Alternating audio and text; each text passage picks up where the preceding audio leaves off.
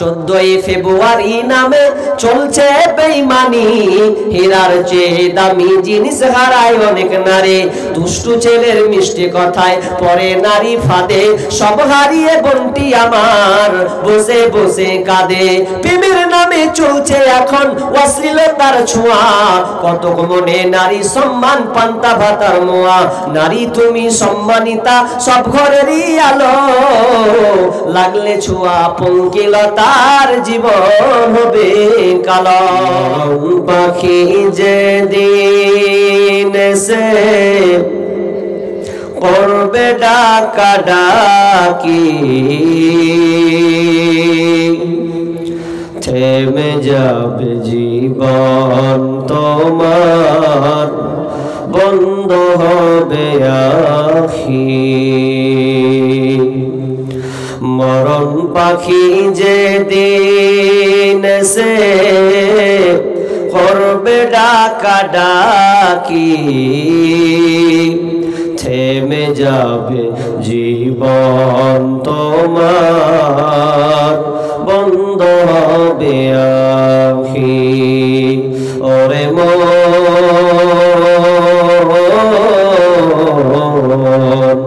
থেমে যাবে জীবন তোমার, বন্ধ হবে আখি। দুনিয়াতে আছো তুমি টাকা পয়সা নিয়ে, মরার পরে করবে দাফন সাদা কাফন দিয়ে। দুনিয়াতে আছো তুমি টাকা পয়সা নিয়ে, মরার পরে করবে দাফন সাদা কাফন দিয়ে।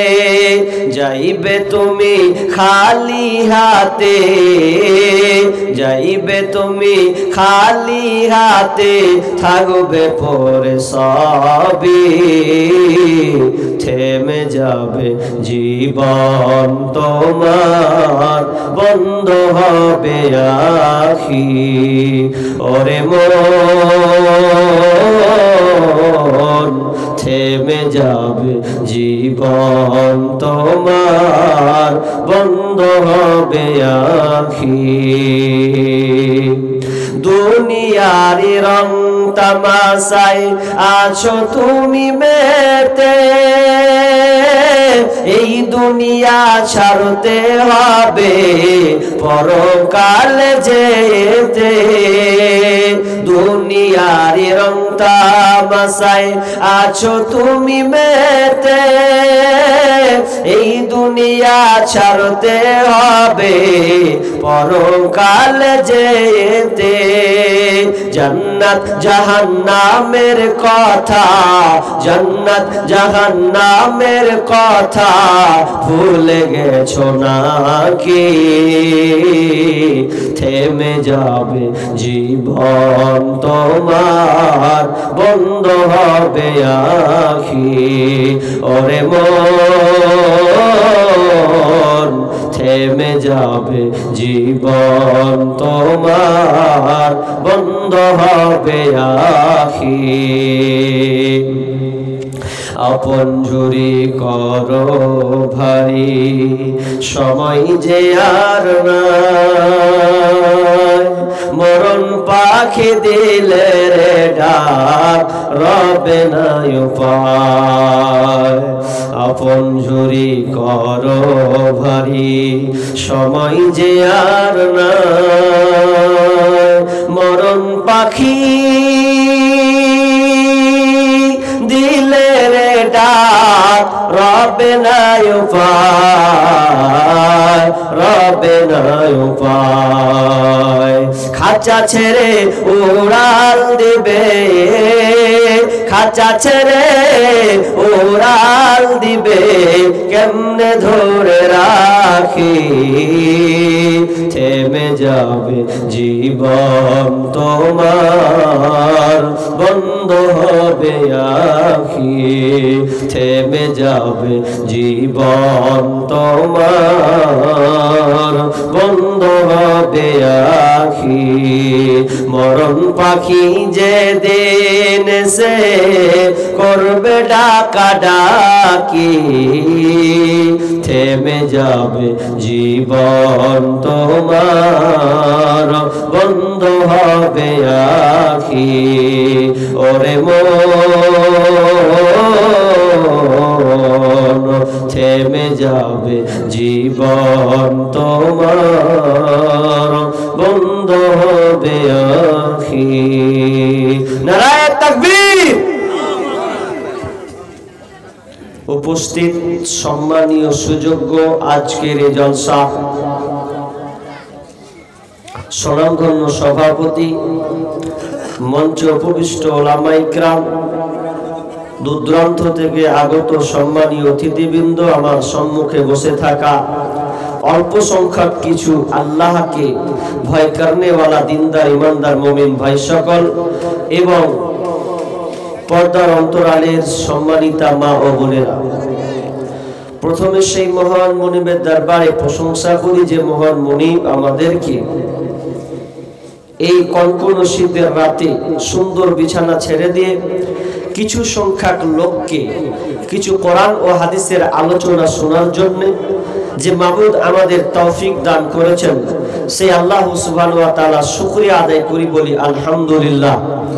অতঃপর শান্তি বর্ষিত হোক সকল নবীদের উপর, বিশেষ করে আমাদের শেষ নবী জনাবে মুহাম্মদুর রাসূলুল্লাহ, আমরা সবাই বলি সাল্লাল্লাহু আলাইহি ওয়াসাল্লাম। মুহতারাম মুকাররম সম্মানিত উপস্থিতি, আমরা অবগত আছি যে এটা মসজিদ কেন্দ্রিক একটি আয়োজিত মাহফিল। তো দুঃখিত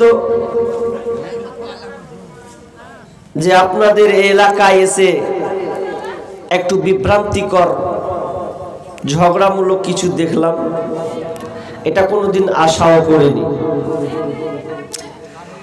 আর এগুলো দেখেই তো আজকে মুসলমানদের উপরে নির্যাতন হচ্ছে। আমরা ভাই ভাই হতে শিখিনি এখনো।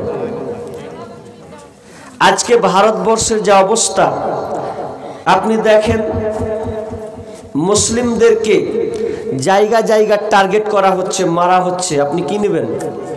কিছুদিন কদিন আগে আজান দেওয়াকে কেন্দ্র করে মুয়াজ্জিনকে 2 লক্ষ টাকা ফাইন করা হয়েছে। আপনারা জানেন এগুলো খবর?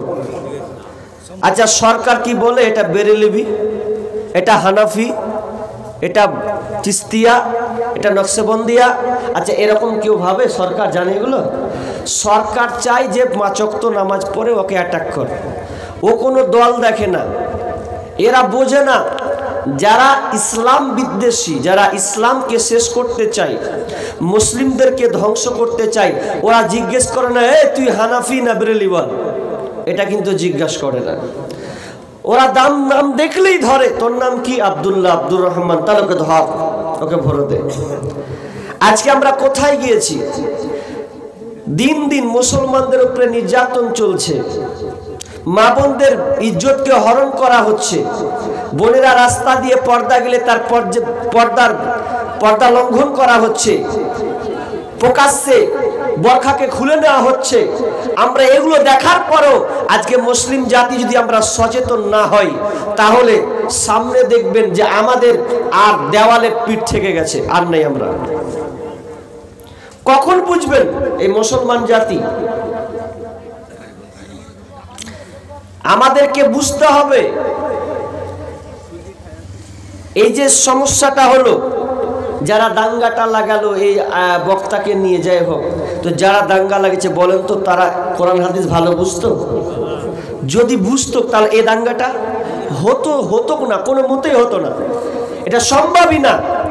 একজন আমার আগের শেখ বক্তব্য দিচ্ছিল, আমি শুনছিলাম, তিনি খুব গুরুত্বপূর্ণ কয়েকটি কথা বলছিলেন, খুব ভালো লেগেছিল আমাকে। তিনি বুঝাতে চেয়েছিলেন আল্লাহ তো একজন, রাসূল একজন, তাহলে আমরা কেন? এটা নিয়ে আমরা বিবাদের ছড়িয়েছি। আছে মাসালাগত কিছু পার্থক্য থাকতে পারে, কেউ হয়তো বুকে নিবে, কেউ নিচে নেবে, কেউ জোরে বলবে, কেউ আস্তে বলবে, এটা তার ব্যক্তিগত জিনিস, এগুলো খুব খুব গভীর মাসালা নয়। মেন জিনিস হতে হবে আমরা গোলাম কার? আল্লাহ। তাহলে আমরা আল্লাহতে বিশ্বাসী। আমরা কাকে ফলো করব? নবীর তরিকাকে ফলো করব। নবী আমাদের যা দিয়েছেন সেগুলোকে আমরা বাস্তবায়ন করব। কিন্তু দুর্ভাগ্যজনক আজকে আমরা মুসলমানরা ভাই ভাই লড়তে শিখেছি, আর বেধর্মীরা চাই যে ওরা ভাই ভাই লাগুক, আর আমরা এদিক দিয়ে তলতল তাদের গাছগুলো কেটে আমরা তাদের সম্পদগুলোকে আত্মসাৎ করি। হচ্ছেও তাই। তো আমি আজকে আমার আলোচ্য বিষয় আমি আর ওইদিকে যাচ্ছি না, তবে মূল মেসেজ থাকবে। আমি মুর্শিদাবাদ থেকে যেহেতু এসেছি, আমি সকল ভাইকে নিবেদন করব যে আপনারা একতাবদ্ধ হন, ঐক্যতাবদ্ধ হন, বিভ্রান্তি হয়েন না। আর সামনে যা পরিস্থিতি আমরা দেখতে পাচ্ছি খুবই ভয়াবহ এবং কঠিন ও জটিল। আজকে আমার আলোচ্য বিষয় আমানত। আমানতটা খুবই গুরুত্বপূর্ণ একটি বিষয়। আমানত এর শব্দের অর্থ হচ্ছে গচ্ছিত রাখা, সংবরণ করে রাখা। আমানত মানে একে ধরে রাখা। আমানতের বিপরীত হচ্ছে খেয়ানত, অর্থাৎ খেয়ানত মানে ওয়াদা ভঙ্গ করা। আপনাকে কিছু রাখতে দেওয়া হলো, এটা রাখলেন না, তাহলে এটা আপনি খেয়ানত করলেন। বিষয়টা খুবই জটিল। আপনি দেখেন, আপনাকে আমি একটা একটা করে বুঝাবো আমানত বিষয়টা কত কঠিন। প্রত্যেকটা বিষয় কিন্তু আমানত ঢুকে আছে, প্রত্যেকটা ক্ষেত্রে। আমি যেখানে এসেছি আমার দায়িত্ব, যারা আমার ডেট নিয়েছে তাহলে আমি আমানতের সঙ্গে তাদের কথা দিয়েছি যে আমাকে এখানে আসতে হবে, আমাকে আলোচনা করতে হবে। আচ্ছা বলেন তো, আমি যখন ডেট নিয়েছিলাম যে উনি আছেন না? নাই, উনি নাই। উনি যে ডেট নিয়েছেন তা আমি ওনাকে কি বলেছিলাম যে আপনি বেরলবি না হানফি না, সে কিছুতে বলিনি। এটা ভাবার বিষয় আছে আমরা কত দূরে চলে গেছি। আমানতটা কত গুরুত্বপূর্ণ, প্রত্যেকটা বিষয়ের ক্ষেত্রে আপনাকে খেয়াল রাখতে হবে। যে প্রত্যেকটা দায়িত্বের জিম্মেদার বা দায়িত্বশীল, এটা হচ্ছে তার আমানত। আমি বক্তব্য দেবো, এটার মধ্যে আমার আমানত রাখতে হবে। শ্রোতা আপনি এসেছেন শুনবেন, এটার মধ্যে আপনাকে আমানত রাখতে হবে। আপনি ইচ্ছা করে এসেছেন যে আমি কিছু শুনবো, এরপরে যদি আপনি চলে যান, এই জলসা শোনা বাদ দিয়ে যদি আপনি মেলার দিকে যান বা আর অন্য কিছু করেন, তাহলে আপনি আমানতের খেয়ানত করবেন। তাহলে আপনি শুনতে এসেছেন, আপনি বসুন। দ্বিতীয় কথা হচ্ছে ডিউটি, জিম্মেদার, সম্পর্ক, এগুলো সব কিছু আমানতের মধ্যে পড়ে। এবার আমি আয়াত ধরছি, একটা একটা করে আপনারা বোঝার চেষ্টা করুন। বিসমিল্লাহির রহমানির রহিম। ইন্নাল্লাহা ইয়া'মুরুকুম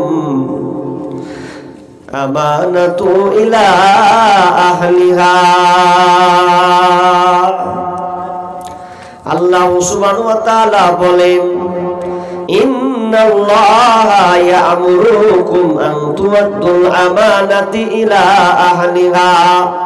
আল্লাহ সুবহানাহু ওয়া তাআলা বলেন, তোমাদের কাছে যদি আমানত কারো রাখা হয় তাহলে তোমরা আমানতগুলোকে তার বুঝিয়ে দেবে। তো আমানতগুলো যদি তোমাকে কেউ দেয়, কেমন আমানত কেমন রক্ষা আপনাকে আদায় করতে হবে। কেউ যদি আপনাকে কোনো কথা দেয় তাহলে ওই কথাটাকে আপনাকে রাখতে হবে। কেউ যদি আপনাকে কোনো টাকা আমানত দেয় তাহলে ওই টাকাটাকে আপনাকে গচ্ছিত রাখতে হবে। কেউ যদি আপনাকে কোনো দায়িত্ব দেয় তাহলে ওই দায়িত্ব আপনাকে আমানতের সঙ্গে বহাল রাখতে হবে। তো আমার আল্লাহ বলছেন, তোমাদের আমানত যদি থাকে তাহলে তোমরা যার পাওনা, যার আমানত হক আছে তাকে তোমরা ঠিকভাবে বুঝিয়ে দাও। এরপরে আমার আল্লাহ বলছেন, ইয়া আইয়ুহাল্লাযীনা আমানু, হে ঈমানদারেরা, লা তাখুনুল্লাহা ওয়া রাসূলা, তোমরা আল্লাহ এবং রাসূলের খেয়ানতি করবে না। আল্লাহ এবং তার রাসূলের খেয়ানত কাকে বলা হয়? আল্লাহ এবং তার রাসূল, তার মানে আল্লাহ এবং তার রাসূল যা দিয়েছেন ওগুলো তোমাদেরকে মেনে চলতে হবে। আল্লাহ এবং তার রাসূল তোমাদেরকে দিয়েছে, ওগুলো তোমাদেরকে মেনে চলতে হবে। এক মুফাসসির বলছেন, কোরআনে আল্লাহ যা বলেছেন এগুলোকে আমাদেরকে মানতে হবে। নবী হাদিসে যা বলেছেন ওগুলো আমাকে বাস্তবায়ন করতে হবে। বিশ্বনবী যা দিয়েছেন, আল্লাহ বলছেন, ওয়া মা আতাকুমুর রাসূলু ফাখুযুহু ওয়া মা নাহাকুম আনহু ফান্তাহু। বিশ্বনবী আল্লাহ তাআলা বলছেন, নবী তোমাদেরকে যা দেয় ওটা তোমরা গ্রহণ করো, আর নবী তোমাদেরকে যেটা নিষেধ করে ওটা তোমরা বর্জন করে দাও। তার মানে এক কথায় আল্লাহ বলতে চাইছেন তোমরা আল্লাহ তার রাসূলের খেয়ানতি করবে না। তার মানে বলতে চাই যে আল্লাহ এবং তার রাসূলের যে আইনগুলো আছে ওগুলো তোমাদেরকে মানতে হবে। যদি আমরা না মানি তাহলে আমানতের খেয়ানত হলো। তার মানে আমরা আল্লাহর আইনকে আমরা খেয়ানত হিসাবে চালিয়ে দিলাম। যদি কোরআন হাদিস না মানি জীবনে কি হবে গো মরার পরে? যদি কোরআন হাদিস না মানি জীবনে কি হবে গো মৃত্যুর পরে? কবরের মাঝে কি দিব জবাব? কবরের মাঝে কি দিব জবাব? মুনকির নাকিরের তরে কি হবে গো মরার পরে? যদি কোরআন হাদিস না মানি জীবনে কি হবে গো মরার পরে? তাহলে আল্লাহ ও তার রাসূলের খেয়ানত করা যাবে না। ওয়াতাখুনু আমানাতিকুম, এবং তোমরা নিজেদের আমানতের খেয়ানত করবে না। অর্থাৎ তোমাদেরকে যদি কেউ দায়িত্ব দেয়, কোন আমানত তোমাকে যদি কেউ রাখতে দেয়, তাহলে খবরদার তোমরা ওইগুলো আমানতের খেয়ানতি করবে না। এক কথা, যার যার দায়িত্ব তোমাকে দিয়েছে ওগুলো তোমাকে ঠিক ভাবে বুঝিয়ে দিতে হবে। ওয়ান্তুম তাআলামুন, এবং এই ব্যাপারে তোমরা জানো। এরপরে আমার আল্লাহ বলছেন, ওয়ালামু আন্নামা আমওয়ালুকুম ওয়া আওলাদুকুম ফিতনা। আল্লাহ বলছেন, ওরে গার্জেনের দল, তোমরা ভালো করে কান লাগাও। ওয়ালামু, এটাও তোমরা জেনে নাও, ওয়ালামু আন্নামা আমওয়ালুকুম ওয়া আওলাদুকুম, তোমাদের ধন সম্পদ, তোমাদের মাল ধন, ওয়া আওলাদুকুম, এবং তোমাদের সন্তান সন্ততি, এগুলো হচ্ছে তোমাদের জন্য পরীক্ষা। আমি আল্লাহ তোমাকে ধন সম্পদ দিলাম, তোমার সন্তানদেরকে যে আমি দিলাম, আমি আল্লাহ তোমাকে পরীক্ষা করার জন্য এগুলো আমি দিয়েছি। দুইটা কথা মনে রাখেন, বিষয়টা ছিল আমানত, কিন্তু আল্লাহ এটা দুটা কথা স্মরণ করাচ্ছে। কি? একটা বলছে তোমার ধন সম্পদ আমানত, খেয়াল রাখো, আর একটা হচ্ছে সন্তান সন্ততি, এটা আল্লাহর পরীক্ষা। আর পরীক্ষা এগুলো আমানতের মধ্যে সীমাবদ্ধ, আমানতের মধ্যে সীমাবদ্ধ। তার মানে আমার মন মতন খেয়াল খুশি করা যাবে না। আপনার সন্তানকে আপনি যে হালে যেমন হিসাবে ছাড়তে পারবেন? পারবেন না। তাহলে আল্লাহ এবং রসুলের তরিকা অনুযায়ী আপনার সন্তানকে লালন পালন, আপনার টাকা ধন সম্পদ আপনি যেটা সেটাই ব্যয় করতে পারবেন না। তাহলে ওটাও তো আপনার আমানত আছে, টাকা পয়সাতে আমানত। এবার চলেন, আল্লাহ তাআলা এগুলো করতে করতে আমানতের কথা আলোচনা করছেন। তো আমানত কি জিনিস গো? বুঝিনি আমানত। আমি এই আয়াতের ব্যাখ্যা করার আগে আমি দুটো হাদিস বলি। আমানত কি এখনো আমরা বুঝিনি। খেয়ানত, বর্তমানে খেয়ানত হচ্ছে কিনা আপনি একবার কান লাগাবেন।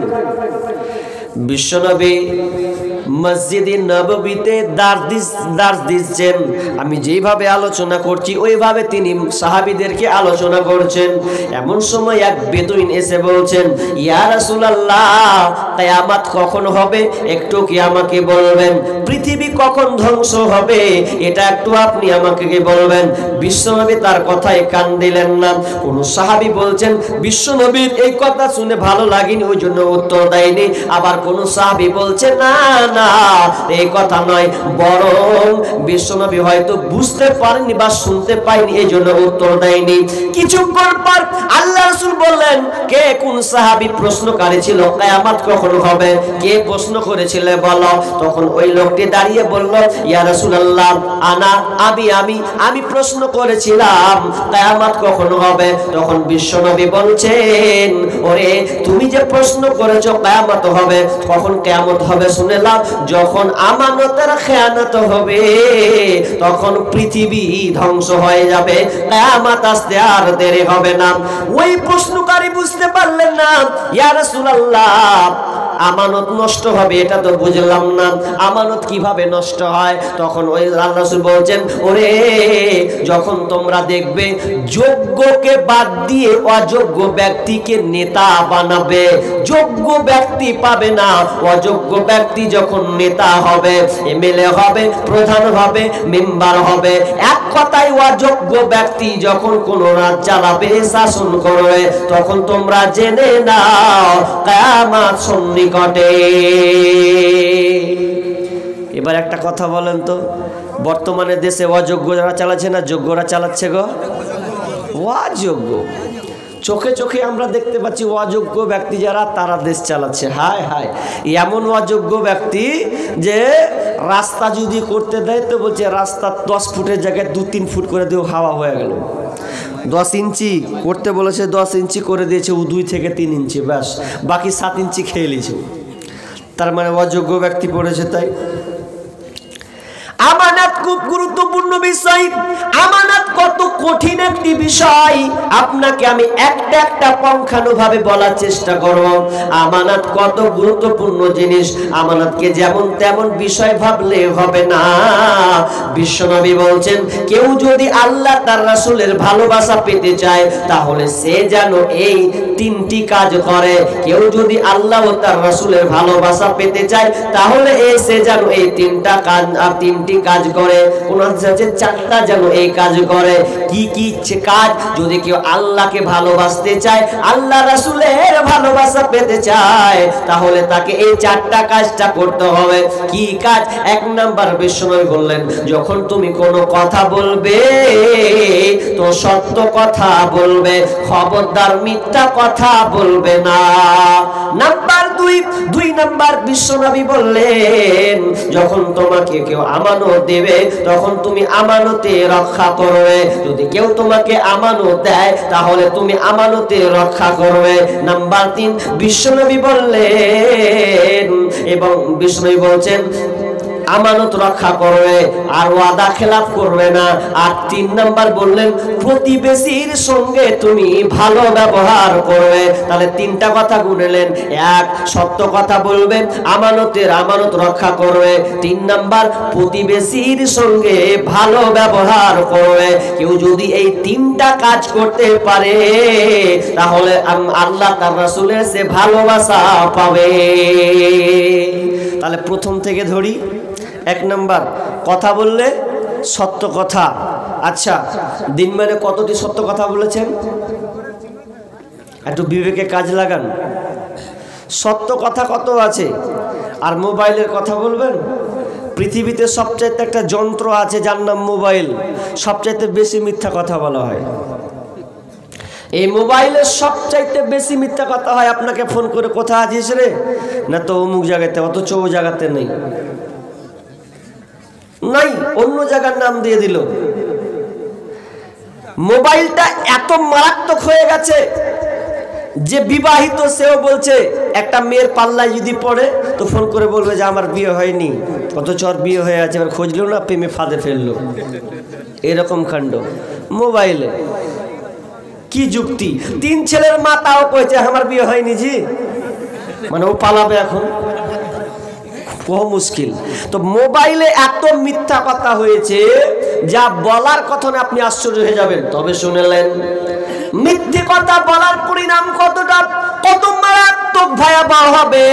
বিশ্বনবী যখন শবে মিরাজ করেছেন, কেউ কেউ বলেছেন স্বপ্নের মাধ্যমে শবে মিরাজ, তিনি যখন স্বপ্ন দেখলেন, লম্বা হাদিস আছে বন্ধু, বুখারীর হাদিস, আমি অত বড় লম্বা করব না।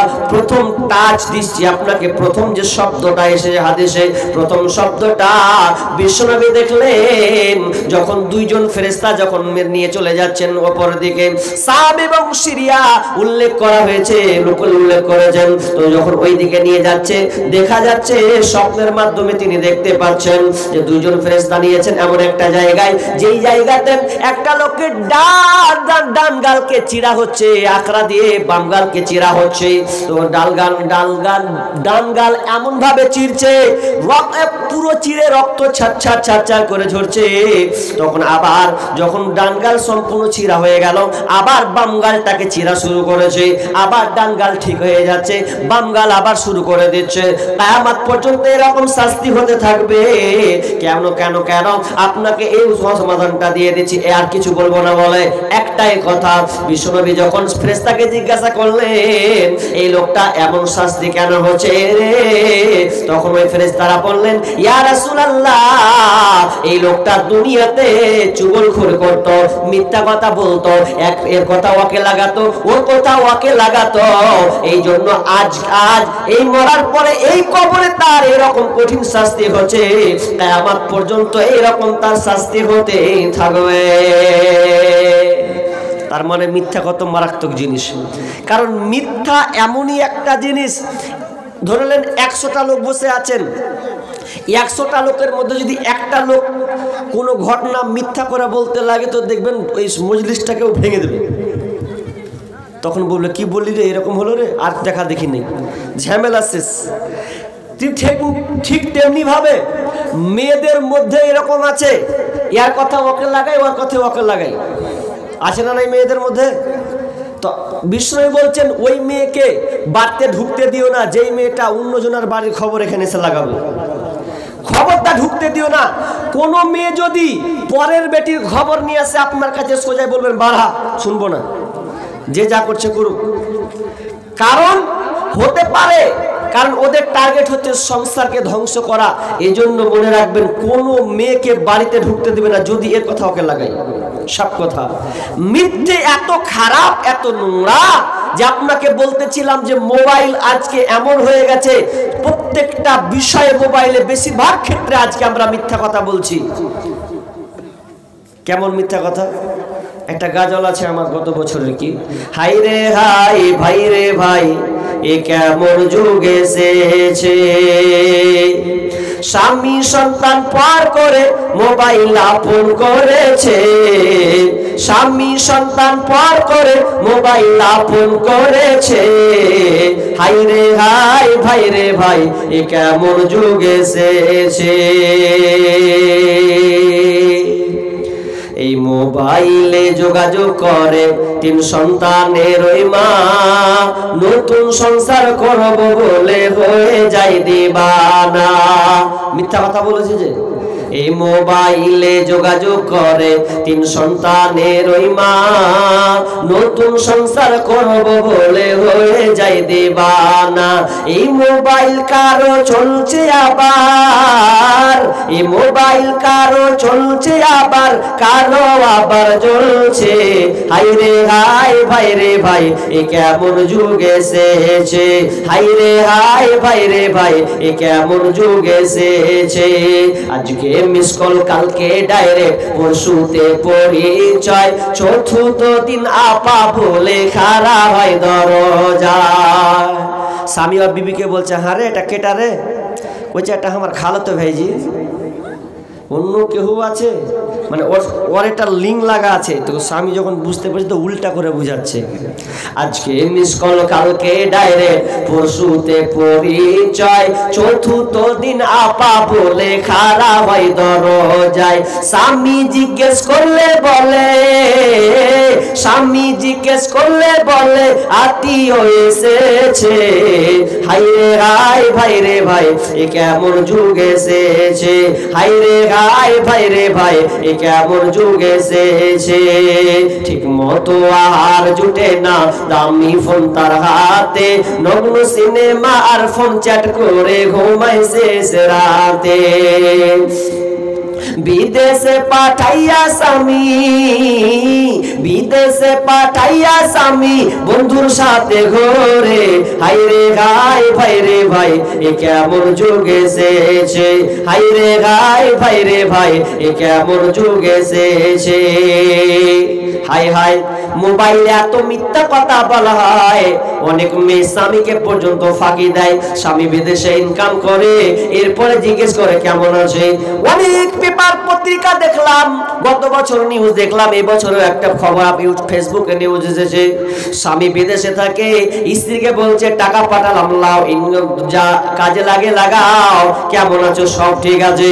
কিন্তু এই মেয়েকে স্বামীকে ফাঁকি দিয়েছে, সমস্ত টাকা তার প্রেমিককে দিয়েছে এবং তার সমস্ত টাকাগুলো ব্যাংকে অ্যাকাউন্টে ঢুকিয়ে নিয়েছে, আর স্বামীকে ভুলে ভালিয়ে নিজের নামে জায়গা করে নিয়েছে। ওর স্বামীকে সে ধোকা, মিথ্যা কথা বলে ধোকা দিল। ওই মহিলা জানলো না আমি কতটা নিজেকে বরবাদ করলাম। আখিরাতকে ভুলে গিয়ে নিজের দুনিয়ার মহত্ব পড়ে, দুনিয়ার লোভে পড়ে স্বামীকে ধোকা দিল। তার মানে স্বামীকে ধোকা নয়, সে আখিরাতকে সে নিজে বরবাদ করলে। ওই জন্য বিষ্ণু বলছেন যারা দুনিয়াতে মিথ্যা কথা বলে বলে বলে যারা অপরে আপনাকে সমাজ ধ্বংস করবে, পরিবার ধ্বংস করবে, তাদের কিয়ামতের দিন কবর মরার পরে কবরে যে আযাবটা হবে তাদের গালকে চিরা হবে। কেন কেন? তারা দুনিয়াতে মিথ্যা কথা বলে বেড়াতো, মিথ্যা কথা বলে তারা সংসারকে ছয়নয় করেছে। নাম্বার 2, বিশ্বনবী বললেন আমানত রক্ষা করো। আমানত যদি তোমরা রক্ষা করো তাহলে রাসূলের ভালোবাসা পাবে। এটা 3 নম্বরে বলবো। 3 নম্বর বিষ্ণু বলছেন কেউ যদি প্রতিবেশীর সঙ্গে ভালো ব্যবহার করে তাহলে সে আল্লাহ তার রাসূলের ভালোবাসা পাবে। অথচ আজকে দেখবেন প্রতিবেশীর সঙ্গে কিন্তু মিল নাই। ও আর ভালো দেখতে পারে না, ও আর ভালো দেখতে পারে না। দুই দিকে বাড়ি, মাঝখান দিয়ে রাস্তা, বলছে মাঝখানে পানি চালা যেন পিছলে পড়ে যায়, মাঝখানে পানি চালা যেন ওয়াছাড় খেয়ে পড়ে দেখবো। মানে কোনো প্রতিবেশী ভালো চাহে না। অথচ বিশ্বনবী বলছেন লা ইয়াদখুলুল জান্নাতা, ওই লোক কোনোদিন জান্নাতে যাবে না যদি লোকটা নামাজি হয়, 5 ওয়াক্ত নামাজ যদি পড়ে, হজ যদি করে, যতই হাব্বা জুব্বা পরে থাকুক না কেন, লা ইয়াদখুলুল জান্নাতা, ওই লোকটা জান্নাতে যাবে না। মান লা ইয়ামানু জারুহুল বাওয়াইকা, বিষ্ণু বলছেন যার হাত থেকে প্রতিবেশী নিরাপদ নয়, যার হাত থেকে প্রতিবেশী নিরাপদ নাই, শান্তিতে নাই, ওই লোকটা কোনোদিন জান্নাতে যাবে না, জান্নাতে প্রবেশ করবে না, জান্নাতে সে আটকে যাবে। একটা প্রশ্ন করি আপনাদের, ভালো করে কান লাগান। আচ্ছা বলেন তো, কিয়ামতের দিন সর্বপ্রথম কোন জিনিসের হিসাব হবে? জি জোরে বলি, নামাজ। এটা একটা মাসলা শিখেছেন, তো আর একটা মাসলা শিখেন, আর একটা চিনে রাখেন।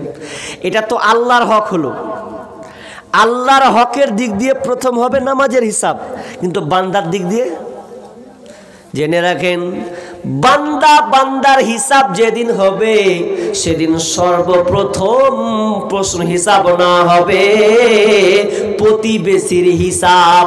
প্রতিবেশীর সঙ্গে তুমি কেমন ভালো ব্যবহার করেছো এই হিসাবটা তোমাকে সর্বপ্রথম দিতে হবে। নামাজের বিষয়টা আমরা জানি এটা আল্লাহর হকে, কিন্তু বান্দার হকে সর্বপ্রথম বিচার হবে প্রতিবেশীর সঙ্গে কেমন ব্যবহার করেছো। প্রতিবেশী এমন একটা জিনিস, যখন বলবে আমার সঙ্গে কথা বলেনি, আমার সঙ্গে বেয়াদবি করেছে, মাস্তানগিরি দেখাচ্ছে, আমি একটা গরিব মানুষ, অসহায় মানুষ, আমার উপরে নির্যাতন করেছে, যেদিনকে আল্লাহকে অভিযোগ করবে সেদিন কিন্তু পার পাবে না, জান্নাত থেকে সে আটকে যাবে, জান্নাত থেকে বহিষ্কার হয়ে যাবে। আল্লাহ বলবে দাঁড়া, তোর নেকিগুলো যা আছে রাখ, আগে তোর প্রতিবেশীর সঙ্গে তুই কেমন ব্যবহার করেছিস, যদি ভালো হয় তাহলে সে জান্নাতে যাবে, নচেত আটকা পড়ে যাবে।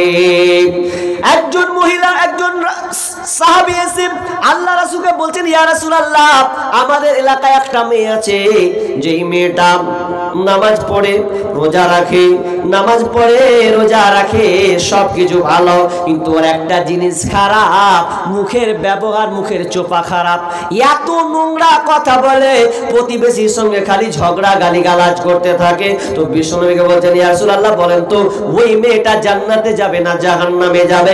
বিশ্বনবী সরাসরি বললেন, ওই মেয়েটা জাহান্নামে যাবে, কারণ তার মুখের কারণে, তার স্বভাবের কারণে তার প্রতিবেশী নিরাপদ নাই, শান্তি ছিল না, ওই জন্য ও জাহান্নামে যাবে।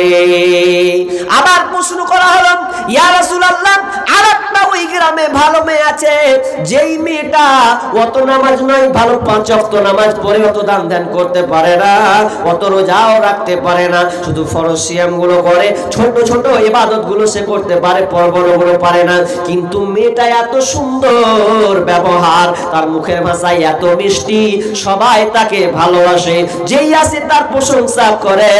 নবী গো, ওই মেয়েটা জান্নাতে যাবে না জাহান্নামে যাবে? বিষ্ণু বলছেন, ওই মেয়েটা জান্নাতে যাবে, ইবাদত কম করলেও তার ব্যবহারটা ছিল খুব সুন্দর, ওই জন্য ওই মেয়েটা জান্নাতে যাবে। ব্যবহারটা সুন্দর হতে হবে। আপনি হাজি মানুষ, নামাজ হাজি হজ করেছেন, আর যদি মুখের চোপা চালান তা আপনার হজটাই গেল, কোনো মূল্যই থাকলো না। আপনাকে দেখাতে হবে মুখের চরিত্র, ব্যবহার, আখলাক, এটা এমনই একটা জিনিস যে সমস্ত আমল আপনার গাইডলাইন করবে আপনার ব্যবহারে। কিন্তু বন্ধু, 3 নাম্বার হয়ে গেছে। এবার চলেন আমানত কেমন জিনিস, কত গুরুত্বপূর্ণ, একটা একটা করে বলতে যাচ্ছে, আপনারা কান করে লাগান। এবার আমি আপনাদের বলি, আমি বলেছিলাম ওয়ালামু আন্নামা আমওয়ালুকুম, একটা পড়েছিলাম, তোমার সন্তান সন্ততি ধন সম্পদ হচ্ছে এগুলো আমানত, আল্লাহ এটা পরীক্ষা করার জন্য দিয়েছে। তার মানে আপনাকে যে আল্লাহ সন্তান দিয়েছে, এই সন্তানকে আপনি কেমন ভাবে লালন পালন করবেন, আপনাকে সঠিক ভাবে লালন পালন করতে হবে, কারণ এটা আল্লাহর আমানত। আমানতের খেয়ানতি খবরদার করা চলবে না। আপনি মনে করছেন আমি বেটা পেয়েছি, একটা বেটা মাস্টার হয়েছে, ইঞ্জিনিয়ার হয়েছে, প্রফেসর হয়েছে, একদম ফুলে কলার গাছ হয়ে যাচ্ছেন, না না না, কলার গাছ হয়ে কোনো লাভ নাই।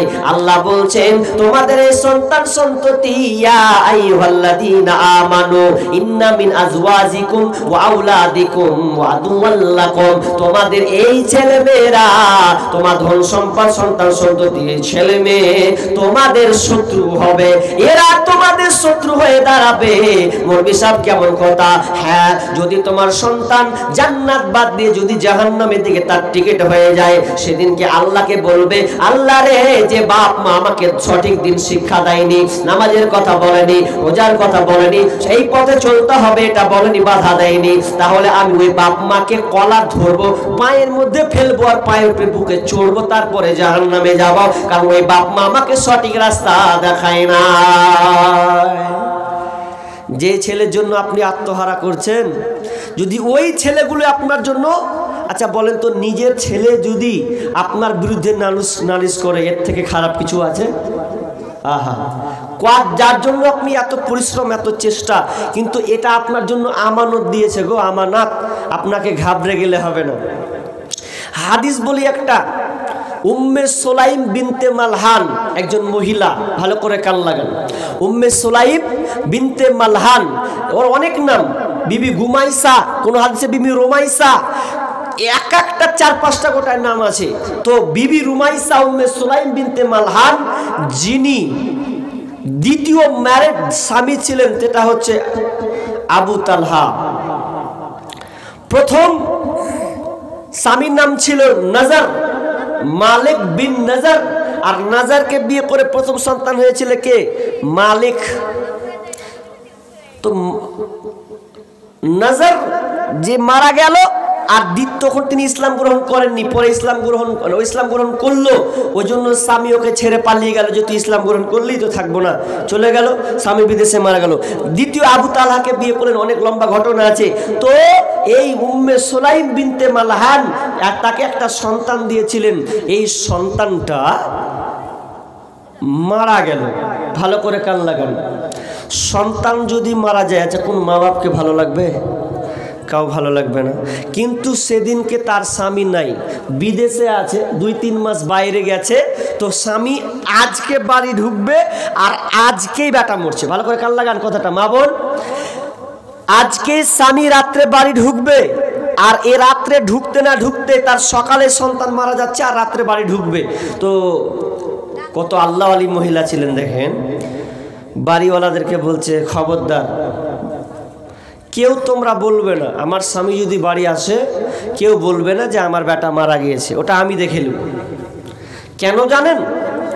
কারণ একটা স্বামী যদি বাইরে থাকে, ভালো করে বোঝার চেষ্টা করুন, একটা স্বামী যদি বাইরে থাকে আর হঠাৎ করে যদি কোনো 1 মাস পর 1.5 মাস পর যদি বাড়ি আসে, তাহলে মহিলার কাজ কি? মহিলার কাজ হচ্ছে স্বামীকে খুশি করা।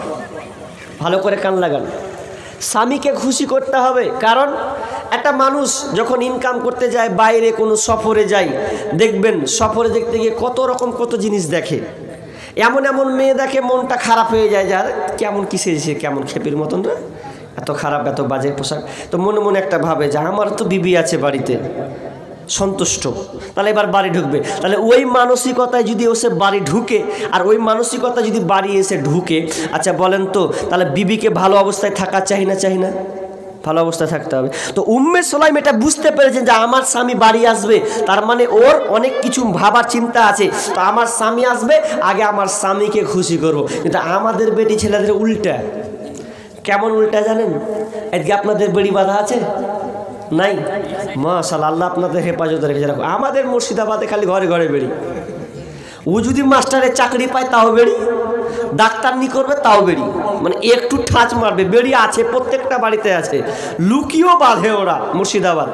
তো বেড়ি বাঁধে, তো স্বামী বাইরে আছে, তো বাড়ি ঢুকবে, লেভার মানুষ খাটবে, তো মেয়েরা দেখবেন বিড়ি বাঁধে, যে কাপড়ে বিড়ি বাঁধে সন্ধ্যার পরে, সকাল বিকেল সন্ধ্যার পর বিড়ি যখন বাঁধে তো অনেক সুতা কাপড়ে লাগে, তামুকের ঝ্যাঁস পর্যন্ত থাকে কি থাকে না? ওটা থাকবে, নোংরা জিনিস। তো ও খেপি, স্বামী আসবে বাড়িতে, ও জানছে যে রাত 12টার সময় উমুক জায়গাতে নেমে বাড়ি ঢুকবে। তো কি করা উচিত? স্বামী যদি আসে তাহলে স্ত্রীর কাজ হচ্ছে সুন্দর হয়ে পরিপাটি হওয়া, চিকন হওয়া, যে আজকে স্বামী আসবে আমার মুখ দেখবে, তাহলে আমাকে কত সুন্দর হওয়া উচিত। তো কি করে, যে ওই বেড়ি বাঁধা নিয়ে ঘুমিয়ে গেছে, কাপড়ও পাল্টায়নি, চারদিকে কাপড়ও সুতা লেগে আছে, আর বেরি যে গন্ধ নিয়ে শুতে গেছে। এবার পুরুষ তখন ভাবনা চিন্তা করছে যে বিবির মুখ দেখবো, এর থেকে ভালো কি আর আছে। তো ও আপনার কপাল ঠক মারছে, খুল রে, খোল খোল। যখন নিন পেরে নিয়েছে, নিন যখন পেরেছে, আচ্ছা মানুষের এক এক রকম নিন, কারোর নিন আছে দেখবেন এমন নিন পারে যে লাল বহে চলে গেছে। হ্যাঁ জি। তো যখন উঠেছে, দরজা খুলেছে, এদিকে কাপড় নোংরা হয়ে আছে, সব জামতাম, আর এদিকে চুলগুলাকে লাল খেপড়ির মতন হয়ে আছে, খুকসি মুকসি হয়ে আছে। দরজা খুলছে, দরজা যদি খুলছে, ওরে সুবহানাল্লাহ, এদিকে তো একটা গেছে দিয়ে, আবার যখন দেখছে বলছে ইন্না লিল্লাহ, কার মুখ দেখনু কত, এর থেকে বাইরে ছিল ওই ভালো ছিল, ভালো ছিল ওই ভালো ছিল না, আসাই ভালো ছিল। কিন্তু না, যদি স্বামী বাইরে থাকে তাহলে বিবির কাজ সর্বপ্রথম উম্মে সুলাইমের মতন হতে হবে, সুন্দর করে পরিপাটি হতে হবে। সেজে কোজে থাকো সামনে তাহার, যত খুশি দেখাও তারে রূপেরই বাহার। তোমার রূপের ঝলক যেন অন্যে দেখে না, স্বামীকে কখনো দুঃখ দিও না। শোনো শোনো নারী, ও বলি শোনো না, স্বামীকে কখনো দুঃখ দিও না। ভালো হোক মন্দ হোক তবুও স্বামী, আল্লাহর পরে স্থান জানিও তুমি। শোনো শোনো নারী ওগো বলি শোনো না, স্বামীকে কখনো দুঃখ দিও না। স্বামী নারাজ হইলে জান্নাত মিলে না, স্বামীকে কখনো দুঃখ দিও না। পরকালে যদি চাও জান্নাত বাগান, স্বামীর তরে সঁপে দাও দেহ মন প্রাণ। পরকালে যদি চাও জান্নাত বাগান, স্বামীর তরে সঁপে দাও দেহ মন প্রাণ। শোনো শোনো নারী ওগো বলি শোনো না, স্বামীকে কখনো দুঃখ দিও না। যতই করো নামাজ রোজা আর পড়ো কোরআন, স্বামীর সেবা না করিলে যাবে জাহান্নাম। যতই করো নামাজ রোজা আর পড়ো কোরআন, স্বামীর সেবা না করিলে যাবে জাহান্নাম। শোনো শোনো নারী ওগো বলি শোনো না, স্বামীকে কখনো দুঃখ দিও না। উম্মে সুলাইম বিনতে মালহান যখনই জানলেন আবু তালহা আমার স্বামী বাড়ি ঢুকেছে, তার আগে সুন্দর করে পরিপাটি হয়েছে, সুন্দর করে কাপড় পরে বিছানাটাকে সুন্দর করে পেতে দিয়েছেন, খাবারকে সুন্দর করে সাজিয়ে গুছিয়ে রেখেছেন। যখন স্বামী বাড়িতে ঢুকলো, ঢুকার পর স্বামীকে বিছানা দিলেন, বসতে বললেন। বসার পরে এবার বাপ বলে কথা, সন্তানের খোঁজ তো নেবে। তখন উম্মে সুলাইমকে বলছেন, বিবি রে আমার বেটা কোথায়, কেমন আছে? তখন বিবি একটা কৌশল অবলম্বন করছেন, আপনার সন্তান নিরাপদ জায়গাতে আছে, সে ঘুমিয়ে আছে, ভালো সুন্দর জায়গাতে সে ঘুমিয়ে আছে। তখন তিনি আর কিছু বললেন না। এবার বিবি তাড়াতাড়ি করে সুন্দর করে বিছানা বসিয়ে দিয়ে মুখ হাত ধুইয়ে দিয়ে স্বামীকে খাবার খাওয়ালো। খাওয়ার পর যখন খাবার খাওয়াচ্ছেন, এরপরে তারা স্বামী স্ত্রী নির্জনে যাবেন, মধুর মিলনে যাবেন, তাদের শারীরিক সম্পর্ক ভালোবাসা কায়েম করবেন। আচ্ছা বলেন তো, এই সময় যদি কোনো সন্তান মারা যায়, কোনো মা কি পারবে খুশি মনে আনন্দ থাকতে? কিন্তু না না না, স্বামীকে খুশি করার জন্যে, স্বামীর মনকে সুন্দর করার জন্যে সন্তানের লাশকে এক কোনায় রেখেছে, আর স্বামীর সঙ্গে ভালোবাসা মধুর মিলনে চলে গেছেন। ভিতরটা বুকটা ফাটে, কিন্তু কিছু বলতে পারে না। পৃথিবীর কোনো মা পারবে না, সন্তান যদি লাশ হয়ে থাকে রে, আর মা আনন্দ চিত্তে থাকবে, এটা কখনো হতে পারে না। কিন্তু না না, তিনি আল্লাহকে ভালোবাসেন, দিনকে ভালোবাসেন।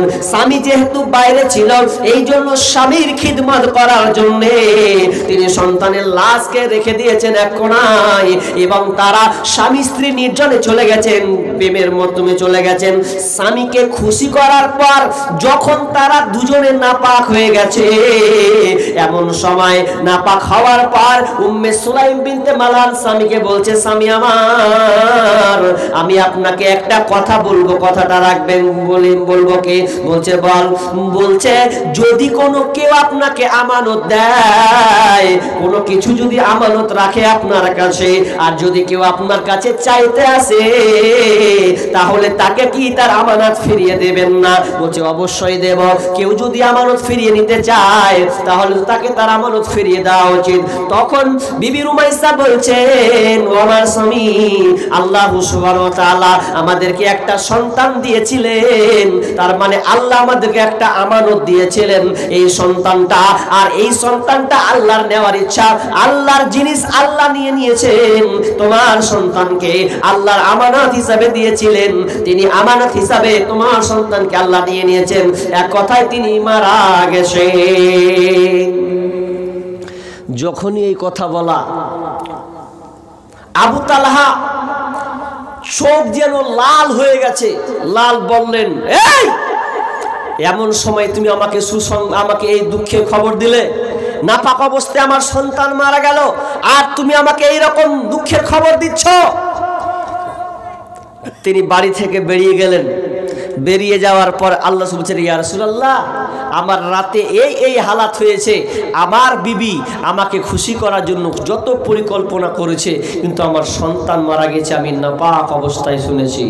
আল্লাহ রাসূল তিনি রাতের এই দৃশ্য শুনে তিনি দোয়া করলেন, আল্লাহ যেন তোমাদের পরিবারে যেন আরো একটি ভালো, আল্লাহ যেন তোমাদেরকে উত্তম সন্তান দান করে, এই মিলনের ফলে যেন আল্লাহ তোমাদেরকে সন্তান দেয়।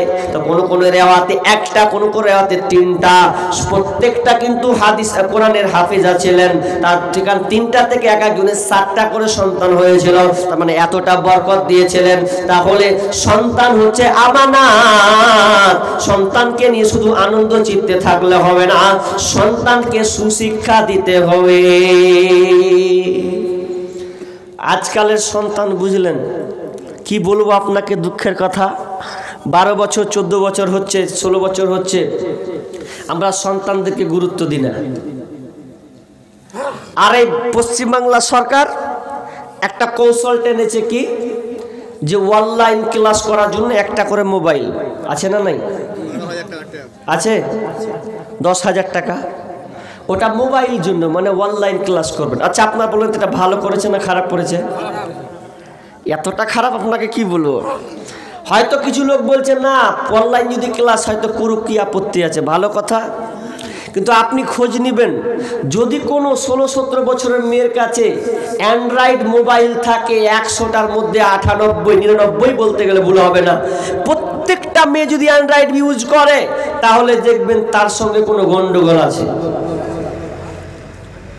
আর একজন সাহিত্যিক, যিনি লেখক, রাইটার, তিনি একটা মন্তব্য করেছেন ফেসবুকে, নামটা তার খেয়াল হচ্ছে না অন্য দেশের। তিনি বলছেন যে কোনো মেয়েকে যদি মোবাইল দেওয়া হয়, তার মানে বুঝে নিতে হবে এটা পরপুরুষের জায়গা করে দেওয়া হলো। কারণ মোবাইলতেও 5 রকম দেখবে, দেখবে না? দেখবে না, দেখবে তো। আর আমরা ছেলেরা মোবাইল দিয়ে দিচ্ছি, আরে ভাই ওটা মোবাইল দিয়েছেন, অনলাইন ক্লাস হবে না, ক ঘন্টা হবে? অনলাইন ক্লাস বাদ দিয়ে অনলাইন প্রেম হবে। এটা তোমাকে ভাবনা চিন্তা করতে হবে। বাপ মা 9টা-10টা পর্যন্ত ঘুমিয়ে যাচ্ছে, মোবাইল কার হাতে? বেটির হাতে, বেটার হাতে। এই সারা রাত কি করে গো? এদিকে বাপ মা নামাজ শুয়ে আছে, আর এদিকে বেটা বেটি রাতের বেলা তাহাজ্জুদের নামাজ পড়ছে। মোবাইলের তাহাজ্জুদ চলছে তো। মোবাইল আসিল কি দোলা লাগিল, পড়াশোনায় মন বসে না। মোবাইল আসিল কি দোলা লাগিল, পড়াশোনায় মন বসে না। রাত 12টার পরে লাইলি যখন ফোন করে, 2 চোখেতে ঘুম আসে না। রাত জাগিয়া ফোনে চ্যাট করিয়া, রাত জাগিয়া ফোনে চ্যাট করিয়া, সকাল 8টার আগে ওনার ঘুম ভাঙে না। মোবাইল আসিল কি দোলা লাগিল, পড়াশোনায় মন বসে না। পেটে ভাত নাহি যার, পরন কাপড় নাহি থাক। পেটে ভাত নাহি যার, পরন কাপড় নাহি থাক। মোবাইল ছাড়া পোলার দিন চলে না। মোবাইল আসিল কি দোলা লাগিল, পড়াশোনায় মন বসে না। অথচ বিশ্বনবী বলছেন, তোমার সন্তানের বয়স যখন 7 হবে, মুরু আওলাদাকুম বিসসালাহ ওয়া হুম আবনাউ 7 সিনিনা ওয়াজরিবুহুম আলাইহা ওয়া হুম আবনাউ বিআসরিন ওয়া ফাররিকু বাইনাহুম ফিল মাযাজি। বিশ্বনবী বলছেন, যখন তোমার সন্তানের বয়স 7 হবে, তখন তুমি তাকে সালাতে নির্দেশ দেবে, সালাতের আদেশ করবে। বেটা তোমার বয়স 7 হয়েছে, মসজিদে গিয়ে তুমি নামাজ পড়ে আসো। যদি সন্তানের বয়স 10 হয়ে যায়, এ তো 3 বছর পর্যন্ত আপনাকে আদেশ করতে হবে। একদিন নয়, 2 দিন নয়, আপনাকে 3 বছর পর্যন্ত সন্তানকে বলতেই থাকতে হবে, বলতেই থাকতে হবে। এটা আপনার দায়িত্ব এবং জিম্মেদার। কিন্তু আজকালকার না, আপনার নামাজ তো দূরের কথা, 10 বছর 12 বছরের ছেলেরা মোবাইল নিয়ে ঘুরে বেড়ায়, আমরা একটু বাধা প্রদান করি না। ছেলে যে জিদ করেছে, জি কি করব, জিদ করেছি তোরা নিয়ে দাও, নিয়ে দিলেন মানে ওর ভবিষ্যৎ আপনি নষ্ট করলেন। মোবাইল প্রজন্ম ভবিষ্যৎ নষ্ট হওয়া। আপনার সন্তানকে আপনি মোবাইল দিতে পারেন না, জানেন? যারা মোবাইল আবিষ্কার করেছে, যারা মোবাইল চালায়, আবিষ্কার করে, ওদেরকে আপনি খোঁজ নেবেন, ওদের সন্তানদেরকে 18 বছর না হলে মোবাইল দেয় না। যারা মোবাইল আবিষ্কার করেছে, আমেরিকান যে দিক থেকে মোবাইলটা আবিষ্কার হয়েছে, ওদের নীতি, ওদের বৈশিষ্ট্য জানেন? ওরা 18 বছর না হলে সন্তানকে মোবাইল হাতে দেবে না। আর আমাদের এই সন্তান হতে হতেই 2 বছর 3 বছরে মোবাইল চালাচ্ছে গো, এমন ভাবে চালাচ্ছে, কার্টুন আর টিকটক আর কি কাহা চালাচ্ছে, তো বড়রাও ফেল, বড়রাও ফেল, এমন হয়ে গেছে। সন্তান গর্বে বাজবে কি মরবে, মনেতে ভারী শোক, দেখে ওরা টিকটক আর ফেসবুক, দেখে ওরা ইউটিউব আর ফেসবুক। ওরে আগেকার মা বোনেদের পেটে এলে সন্তান আল্লাহর ভয়ে পড়তো তারা, প্রাণের ভয়ে পড়তো তারা আল্লাহরই কোরআন। আগেকার মা বোনে যদি পেটে সন্তান হয়েছে তো মোবাইল ছিল না, কোরআন নিয়ে থাকতো, কোরআন পড়তো, ছোট্ট ছোট্ট সূরা পারলেও পড়তো। ওরে আগেকার মা বোনেদের গর্ভে এলে সন্তান প্রাণের ভয়ে পড়তো তারা আল্লাহরই কোরআন। সদা মনেতে টেনশন, বাজবে কি এ জীবন, অশ্রু ভরা থাকিত ওই দুটি চোখ, মনেতে ভারী শোক, মনেতে ভারী শোক। আরে সন্তান ভূমিষ্ঠ হয়ে কেঁদে ওঠে, ওয়াও, তার মানে হাতটা খালি, টাচ মোবাইল দাও। হাজি, বাচ্চা ছেলে কানলো, মোবাইল দাও মানে ঠিক আছে। ওরে সন্তান ভূমিষ্ঠ হয়ে কেঁদে ওঠে, ওয়াও, তার মানে হাতটা খালি, টাচ মোবাইল দাও। মোবাইল দিলে হাতে বন্ধু সাথে সাথে, মোবাইল দিলে হাতে বন্ধু সাথে সাথে, থাকবে না কান্না হাসি ভরা মুখ, মনেতে ভারী শোক, মনেতে ভারী শোক।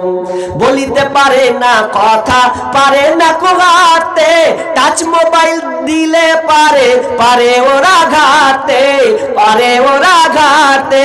বলিতে পারে না কথা, পারে না তো হাতে, টাচ মোবাইল দিলে হাতে, পারে ওরা ঘাতে। আরে খেতে দিলে খাই না, স্কুলে যাই না, ওরে খেতে দিলে খাই না, স্কুলে যাই না, পড়া বাদ দিয়ে শুধু মোবাইলে চোখ, মনেতে ভারী শোক, মনেতে ভারী শোক। সন্তান গর্বে বাজবে কি মরবে, মনেতে ভারী শোক, দেখে ওরা টিকটক আর ফেসবুক, দেখে ওরা ইউটিউব আর ফেসবুক। মা যেমন হবে সন্তান তেমন হবে। পেটে সন্তান নিয়ে ও টিকটক নিয়ে পড়ে আছে, ইউটিউব নিয়ে পড়ে আছে। আচ্ছা বলেন তো, ওর পেটে ওই রকম হবে না আল্লাহওয়ালা হবে? ওই রকমই হবে। বর্তমান জামানার প্রেক্ষাপট ওই রকমই হচ্ছে। কিন্তু সন্তান যে আমানত, আমানত হিসাবে আপনার সন্তানকে সুশিক্ষা দিতে হবে। 10 বছর হবে ওকে পিটাও, ওয়াজিরিবুহুম আলাইহা, ওকে প্রহার করো, মারো। যদি সন্তানের বয়স 10 বছর হয়ে গেছে তাহলে ওকে নামাজ মেরে পাঠাও। এবং তার বিছানার জায়গাটাও, ভাই বোন বিছানা, ভাই ভাই একদম একসাথে ঘুমাবে না, একটু ভিন্ন করে দাও, হতে পারে শয়তানি ওয়াসওয়াসা চলে আসতে পারে। এই জন্য যদি একটাও চকি হয় কম্বল তার 2খানা করে দাও, এটা হচ্ছে নবীর আদেশ। কিন্তু আমরা এই লোকে মানি না, বলি ছোট, যে ছোট না, ছোটতে অনেক কুকাম হয়ে যাবে, তখন আপনি আর ঠেকাতে পারবেন না। তাহলে সন্তান হচ্ছে আমানত। তাহলে আপনার সন্তানকে গাইডলাইন করতে হবে, কারণ আল্লাহ তাআলা আপনার সন্তানকে আমানত দিয়েছে। আজকে আমরা মেয়েদেরকে মোবাইল দিয়েছি, গ্রুপে পড়ছি না, আমার মেয়ে কোথায় যায়, কি করছে, এইগুলো আমানত রক্ষা না করার কারণে আজকে সমাজে জেনা ব্যভিচার দিন দিন বাড়ছে। জেনাগুলো কেন হচ্ছে আপনি বলেন তো? আপনার মেয়ে যে মাধ্যমিক পরীক্ষা দিবে, 9, 10 পড়ছে, টিউশনি 2-3টা করে আছে, তো আপনার মেয়ে সকালে বেরোয়, বৈকালে যায়, যে শামসি টেশন, আমি তো প্রত্যেক বছরই একদম না হলে 20-25 বার নামবো শামসি স্টেশনে। তো বৈকাল কুলিক যে ট্রেনটা আছে ওটা নামি কোনোদিন 4:30টায়, 4:30টায় এরকম নামাই। হরিচন্দ্রপুরে কখনো 4:45 নামাই। কুলিক এক্সপ্রেস যে ট্রেনটা আছে ওই ট্রেনটাতে যখন নামি, আল্লাহ রে আল্লাহ, একটা করে যদি বেটি ছেলে নামছে তো 2টা করে ওর সাথে 2টা করে বেটি ছেলে নামছে। একটা বেটা ছেলে তো দুটা বেটি ছেলে, এক হাতে ওই হাতে এই হাতে ধরে আছে, তো মনে হচ্ছে ওরা হারিয়ে যাবে মনে হয়, ওই জন্য ধরে আছে। আর বরখা পরে আছে, এরপরেও তারা দেখছি পিক তুলছে, গল্প করছে, ব্যাগ হারে একটা করে ব্যাগ আছে। তা আমি বলছি ওটা কার মেয়ে ছেলে বলেন তো? বাপ মায় খোঁজ নিয়েছে কোনোদিন? একবারও তো খোঁজ নেয়নি। আপনার দায়িত্ব ছিল আমানত, আপনার সন্তানকে আপনাকে গচ্ছিত করে রাখতে হবে, কোথায় যায় কি করে এগুলো দায়িত্ব হচ্ছে আপনার। কিন্তু এই সন্তানকে যদি আপনি আগলে না রাখতে পারেন, আজকে সন্তানেরা বাপ মায়ের মুখে চুলকানি মারছে কেন? চুলকানি মারছে, দেখবেন কখন সময় হয়ে যাবে ট্রেক্টর চালিয়ে বসে থাকবে। ট্রেক্টর চালা বুঝেননি, ভুঁয়ে ট্রেক্টর লয়, ওই আপনার বেটি মুখের হাত ধরে পালিয়ে যাবে, তখন বলবেন যে আমার মুখে চুলকানি মেরে দিলে ওকে রাখবো না, বস্তাবন্দি করবো। কেন? তা আপনার যে দোষ। এতদিন আপনি কি করছিলেন? আপনি মোবাইল দিলেন, আপনি ভাই আপনি শাসন করলেন আপনার বোনকে, সে এখন পালালো, আর এখন বলছেন যে মুখ পুড়িয়ে দিল আমার। না তো, মুখ পুরায়নি, বরং আপনি নিজে মুখ পুড়িয়ে নিয়েছেন। এগুলো আপনাকে খেয়াল রাখতে হবে। এই জন্য গত বছরে একটা সঙ্গীত করেছিলাম, মিলিয়ন মিলিয়ন ট্রিলিয়ন যদি বলেন তাও ভুল হবে না, প্রচুর ভিউ হয়েছিল। যে আজকালকার মেয়েরা বিয়ের আগে প্রেগনেন্ট হচ্ছে। 14ই ফেব্রুয়ারি সামনে আসবে, দেখবেন এই 14ই ফেব্রুয়ারিতে, এটা তো ডিসেম্বর চলছে, জানুয়ারি ফেব্রুয়ারি, এই ফেব্রুয়ারিতে ভ্যালেন্টাইন ডে, ভালোবাসা দিবস, 14ই ফেব্রুয়ারি নামে কত যে অশ্লীলতা চলে আপনি ভাবতে পারবেন না। ওই পার্কগুলোতে, মার্কেটগুলোতে, কিছু কিছু ফাঁকা জায়গাগুলোতে আপনি দেখতে পাবেন ছেলে মেয়ে ভালোবাসা দিবস, তারা ভালোবাসার নামে তারা কুপ্রস্তাব দিচ্ছে, কিন্তু আমরা বাপ মায়ে খোঁজ রাখি না। আমি বলেছিলাম 14ই ফেব্রুয়ারি যখন আসবে আপনার মেয়েকে ঘর থেকে বের হতে দিবেন না। যদি বের হতে দেন তাহলে অবস্থায় আপনার মেয়ে যদি কোনো কুকর্ম করে দেয়, তাহলে আপনার সংসার এসে আপনার কিনা 12টা বাজালো। বোন আমার, আপনাকে বলি আপনার ইজ্জতের দাম অনেক রয়েছে, আপনার শরীরের দাম এতটা দাম যে আপনার এই শরীর, আপনার দেহ সংজ্ঞা আপনার স্বামীর জন্য নির্ধারণ করা আছে। যদি আপনি ভালো মহিলা হতে চান, তাহলে আপনার ইজ্জত আপনাকে নিজেই ঢাকতে হবে।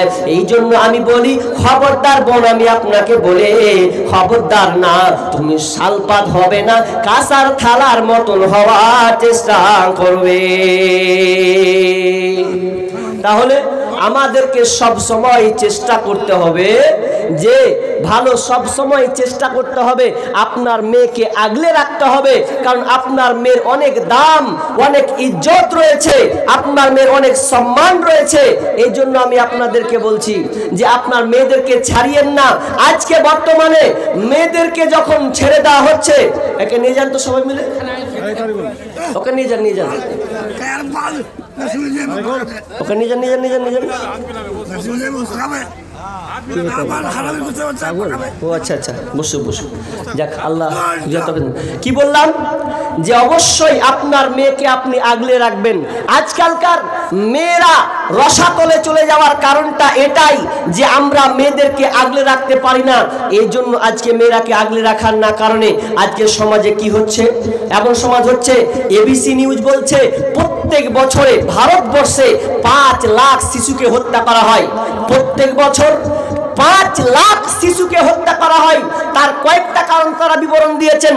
একটা কারণ যে মেয়েদেরকে মোবাইল দেওয়ার কারণ, বিয়ের আগে তারা প্রেমিকের সঙ্গে কার্যকলাপ করে তারা প্রেগনেন্ট হচ্ছে, এবং প্রেমিক তাকে বিয়ের প্রস্তাব দেওয়ার, বিয়ে করার নামে তাদের সঙ্গে নোংরামিতা ব্যবহার করছে, এই জন্য পেটে বাচ্চা।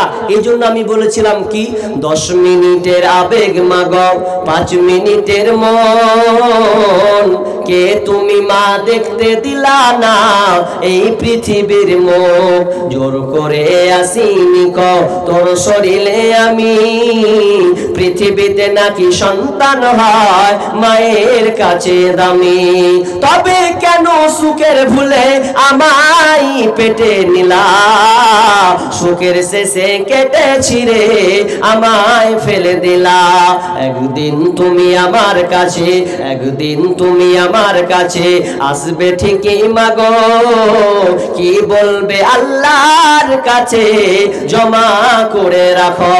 আমি তো বেঁচে গেছি, বেঁচে গেল মান, নইলে লোকে বলতো মরে অবৈধ সন্তান। একটু অবৈধ সুখ পেতে মা, একটু অবৈধ সুখ পেতে মা আমায় পেটে নিলে, কলঙ্কের ভয়ে তুমি আমায় ছুঁড়ে ফেলে দিলে।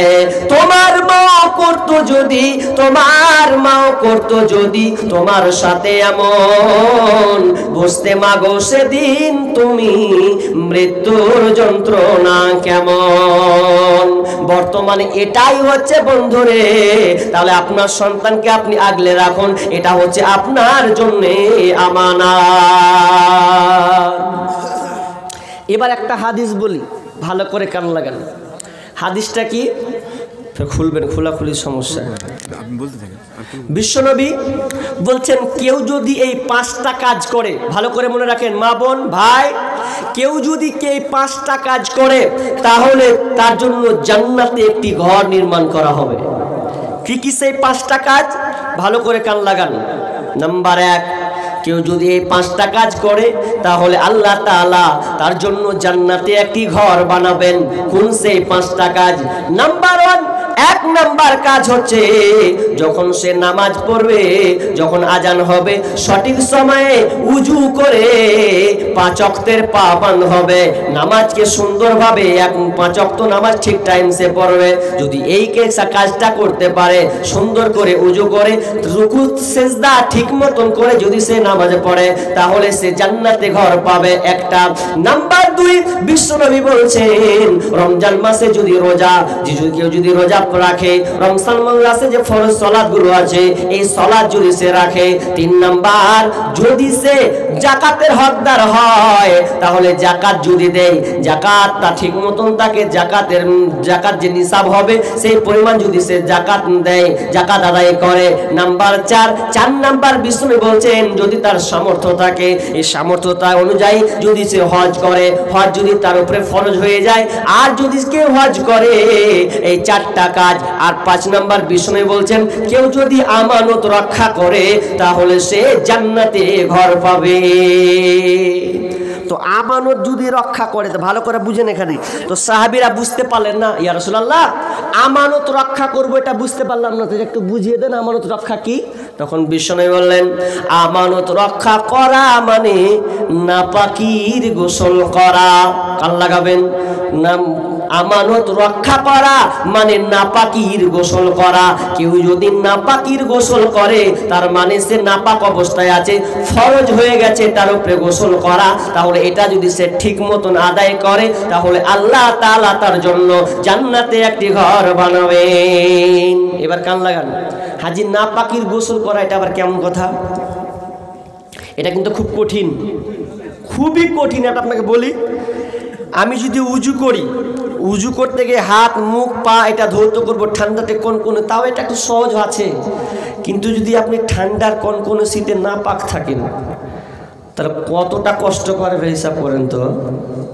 কষ্ট হলে ওই জন্য আল্লাহ রাসূল বলছেন কেউ যদি এই 5টা কাজ ঈমানের সাথে করে তাহলে জান্নাতে একটি ঘর নির্মাণ হবে। তো যেমন তেমন কেমন যে আপনি নাপাকির গোসল করা, দেখেন ভালো করে কান লাগাবেন, কত কিছু ঘটনা ঘটছে এগুলোর ব্যাপারে। ধরেন কারো বাড়িতে যদি কল নাই থাকে, যে পুকুরে গোসল করে প্রতিদিন দিন রাত সামনে পুকুর, আচ্ছা বলেন তো ওর জন্য রাতে ফরজ গোসল করা সহজ হবে? খুবই কঠিন, এটা সম্ভব নয়। বরঞ্চ ও যদি নামে তো বলবে যে কেউ যদি আমাকে রাত 12টায় দেখে নেয় তা কি বলবে যে রাত 12টায় তুই কী করতে নামলি, তাহলে এটা প্রেস্টিজের ব্যাপার, কেমন করবে। আচ্ছা অনেকে দেখবেন কল যখন টিপে তো লক করে আস্তে আস্তে বুঝতে না পারে, বুঝতে দিবে না, তাই এটা হয় কি হয় না, এরকম হয় যে কল টিপতে রাত 1টার সময় কে কল টিপে, এক ধান্দা। অনেকে আবার লজ্জা করে, এই লজ্জাতে কল টিপবো, আওয়াজ হবে, গোসল করবো রাত 1টার সময় জানতে পারবে, এই ভয়ে অনেকে গোসল করে না। নাপাকির গোসল করাটা কত গুরুত্বপূর্ণ আপনাকে বলছি, এখানে গুরুত্বপূর্ণ কথা আছে। অনেকে গোসল করে না সকাল, কেন বলছে কে কি কহবে না কহবে, লজ্জা লাগছে। লজ্জা লাগছে, লজ্জা তো তখন করা উচিত তোমরা স্বামী স্ত্রী একসাথে ঘুমিয়ে আছো, এটা লজ্জা লাগে না? তুমি যদি 1 মাস 10 দিনও যদি ঘুমাই, কোনো লোক কি জানবে না তোমাদের সম্পর্ক কিসের? এটা তো এমনিতে বোঝা যাবে। আচ্ছা অত বলছে, তুমি যদি প্রেগনেন্ট হবে কি হাল হবে? তখন তো মানুষ জানবে যে এই মেয়েটা প্রেগনেন্ট, 4 মাস 5 মাস 7 মাস। তাহলে এটা তো লজ্জার বিষয় নয়। আপনি নাপাক আছেন, আপনি উজু করবেন, আপনি গোসল করবেন, এটা তো লজ্জার বিষয় নয়। অনেকে বাহানা করে, কি টাল বাহানা, অনেক মেয়েদের মধ্যে দেখবেন মাথায় শ্যাম্পু আগে ঘরে মেখে লেছে, মাথায় মেরে দিয়েছে। কিংবা দেখবেন ও খাচ্ছে, লাইভে ও নাপাক আছে কিন্তু ও খাচ্ছে, খাঁচার বাহানা, না তো আর ভারী বাসনের বাহানা। ও ফজরের নামাজ পড়েনি, এটা লজ্জার বিষয়। নাপাকির গোসল করা, অনেক মা বোন লজ্জা নিবেন না, শিক্ষা আছে। আপনার যদি বৈকাল 4টার সময় কোনো মেয়ে যদি আপনার কিনা পিরিয়ড হয়, মাসিক হয়, দেখবেন ও আর লজ্জাতে গোসল করবে না। কেন? যে আমি গোসল করব, মানুষ জেনে যাবে। কিন্তু এটা লজ্জার বিষয় নয়, এটা লজ্জার বিষয় নয়, এটা আপনাকে করতে হবে। আল্লাহ তাআলা তো এইভাবে আমাদেরকে প্রজনন হিসাবে সৃষ্টি করেছেন। এটা লজ্জা কেন? লজ্জার কথা নয়। অনেক ছেলে যদি নাইট ফলস হয়, দেখবেন ও আর গোসল করে না, সকাল 8টা 9টার সময় দেখা যাবে। কিন্তু ছি, আপনি যে নাপাক অবস্থায় আছেন, আপনি এই অবস্থায় যদি মারা যান তাহলে আপনার কি হবে? আপনি যে নাপাক অবস্থায় শুয়ে আছেন, নামাজ ছেড়ে দিয়েছেন, আল্লাহকে ভয় করতে শিখুন। লজ্জা তো আল্লাহকে বেশি করা উচিত, যে আমি এখন পর্যন্ত নাপাক অবস্থায় আছি। আপনি কাকে লজ্জা করছেন? না, এটা লজ্জার বিষয় নয়, এটা আপনাকে নিজেকে কন্ট্রোল করতে হবে। আল্লাহ রাসূল গোসল করতেন, বিবিদেরকে উঠাতেন রাতের বেলায়। মা এসা নিজে করিলেন বর্ণনা, কি আনন্দ নবীর সাথে নাই তার তুলনা। মধুর জবানে ডাকেন রাতের মাঝেতে, মধুর জবানে ডাকেন রাতের মাঝেতে, উঠো গোসল করিব মোরা একসাথে। পানির পাত্র রাখতাম নিজের মাঝেতে, পানি নিয়ে গোসল করতাম মোরা একসাথে। কবু কেড়ে নিতাম পাত্র নবীর হাত হতে, ঢালিতাম পানি আমি নিজের মাথাতে। কবু ঢেলে নিতেন পাত্র, কবু কেড়ে নিতেন পাত্র মোর হাত হতে, পানি ঢালিতেন তিনি নিজের মাথাতে। তাহলে এইভাবে তিনি মায়েশা নিজে বর্ণনা করছেন, আমার স্বামী আমাকে রাত্রে উঠাতেন 12টা 1টা রাত যখন গভীর হতো, আমাকে আদর করে উঠাতো, কায়েশা রে ওঠো, এখন আমরা নাপাক অবস্থায় রয়েছে, আমরা পবিত্র হতে চাই। স্বামীকে আপনার কি নাম স্ত্রীদেরকে আনন্দ দিয়ে মধুর জবানে ডাকতেন, এটা কোনো লজ্জার বিষয় নয়। মা বোন, যদি আপনি নাপাক হয়ে যান তাহলে আপনি সঙ্গে সঙ্গে, যদি আপনাকে ঠান্ডা লাগে তাহলে আপনি ওই পানিটাকে গরম করে নেন, চেষ্টা করুন। যদি খবরদার আপনি নাপাক অবস্থায় আপনি টাইমকে নষ্ট করবেন না। বিষ্ণু বলছেন, কেউ যদি নাপাকির গোসল করা এটাকে সুন্দর করে আগলে রাখতে পারে, বিষ্ণু বলছেন ওই তার জন্য জান্নাতে একটি ঘর নির্মাণ করা হবে। তাহলে এটা হচ্ছে আমানত, এটাও একটা আমানত। পবিত্র থাকা, অপবিত্র থেকে পবিত্র হওয়া, এটাও একটা আমানত। আমানত সব কিছু ক্ষেত্রেই আছে। কেমন আমানত? আপনার শরীরটাও কি আমানত। আপনার শরীরকে আপনি যেখানে সেখানে ব্যবহার করতে পারবেন না আপনি ইচ্ছা মতন। কেন পারবেন না জানেন?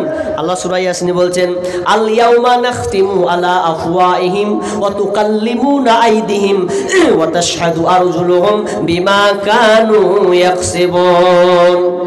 আল্লাহ তাআলা কিয়ামতের দিন তার মুখে মোহর লাগিয়ে দিবেন, মুখ বন্ধ করে দিবেন, মুখ কোনো কথা বলবে না।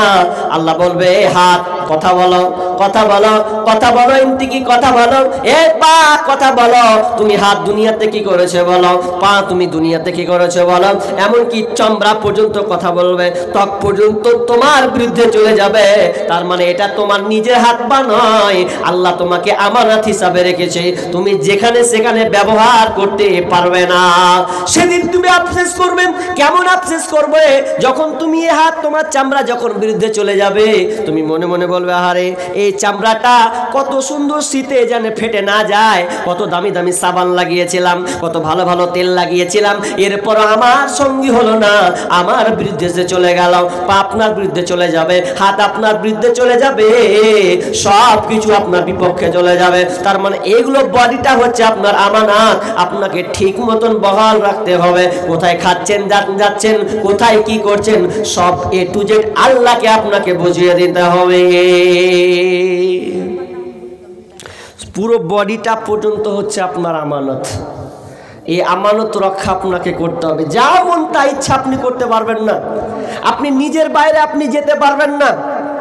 এবার শেষে একটা কথা বলি দিয়ে আমি একটা গুরুত্বপূর্ণ দিকে চলে যাই। এটা মসজিদে জালসা তো না, মসজিদের যেহেতু জালসা, দেখেন মসজিদের জালসা, মসজিদ হচ্ছে আল্লাহর ঘর, এখানে আল্লাহকে ডাকা হয়, বিকল্প আর কোনো কিছু না। মসজিদ আল্লাহর ঘর, রক্ষণাবেক্ষণ আমাদেরকেই করতে হবে। কারণ আজকে ভারতবর্ষের যা অবস্থা, আপনি আশ্চর্য হয়ে যাবেন। এই ভারতবর্ষ এমন একটা দেশ হয়ে গেছে যে মুসলিমদের উপরে নির্যাতন, মসজিদকে টচনচ করা হচ্ছে। দুঃখ লাগে। ভাই আপনারা উঠছেন কেন? হ্যাঁ, বসেন বসেন, আর একটু আছি, বসেন, আল্লাহর রাস্তে বসেন, শেষ করে দিব তো, শেষের দিকে আসি, আর উঠিয়েন না। কি বলছিলাম, এটা মসজিদ যেহেতু আল্লাহর ঘর, আপনাদেরকে কিছু জিনিস দিতে হবে। একটা কথা বলি আপনাদের, আচ্ছা প্রশ্ন করছি, বলেন, উত্তর দেন তো। আপনারা নিজের মালকে ভালোবাসেন না পরের মালকে ভালোবাসেন? কথাটা উত্তর দিবেন এক সেন্সে। নিজের মালকে ভালোবাসেন। এবার দেখেন ভুলটা কোথায় হলো। ভাই এগুলা ডিস্টার্ব করছেন, খুব খারাপ লাগছে। দাও কেন খামখা, ঝামেলা লাগাইছে না।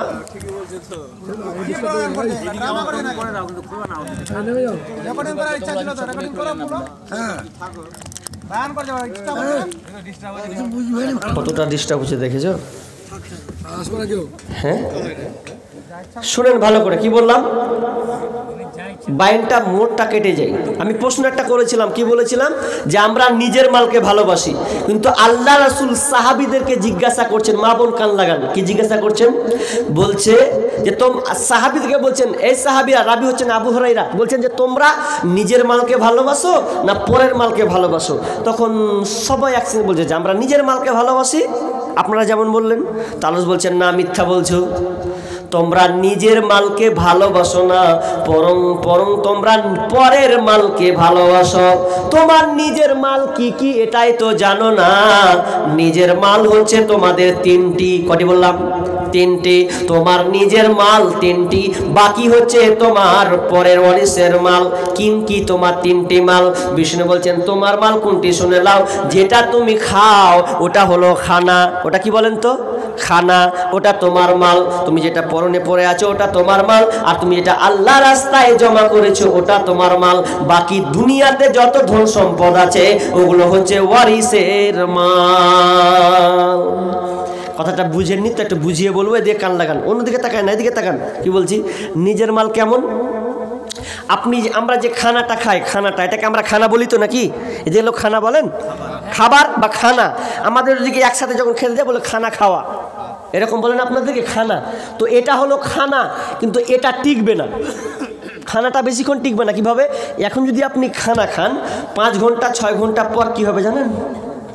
খানা থেকে হবে পায়খানা। হবে কি হবে না? ওটা টিকলো? মা বোন হাসিয়েন না, তা টিকলো কি টিকলো না। খানা থেকে পায়খানা, ওটা শেষ, ওটাও আপনার।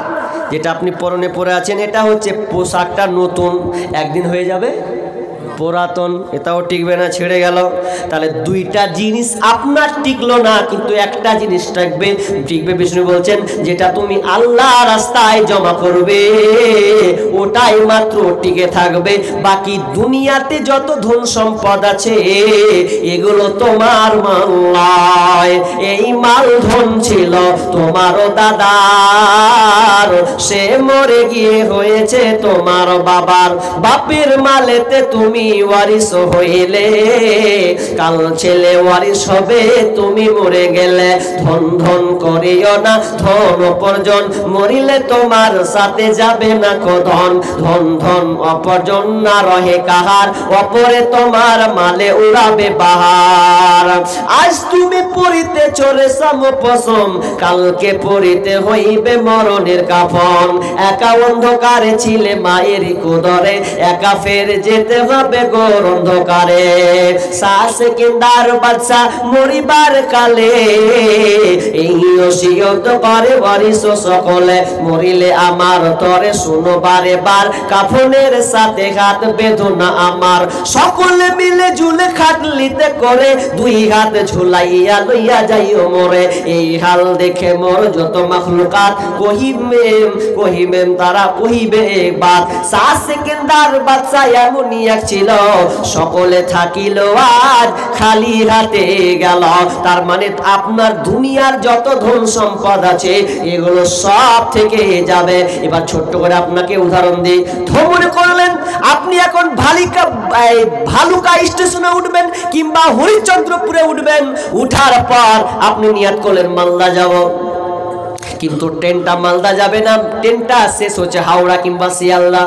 হাওড়া কিংবা শিয়ালদা যাবে, আপনি একটা টিকিট কাটেন মালদা, ক টাকা? তো বললেন 50 টাকা কিংবা 40 টাকা।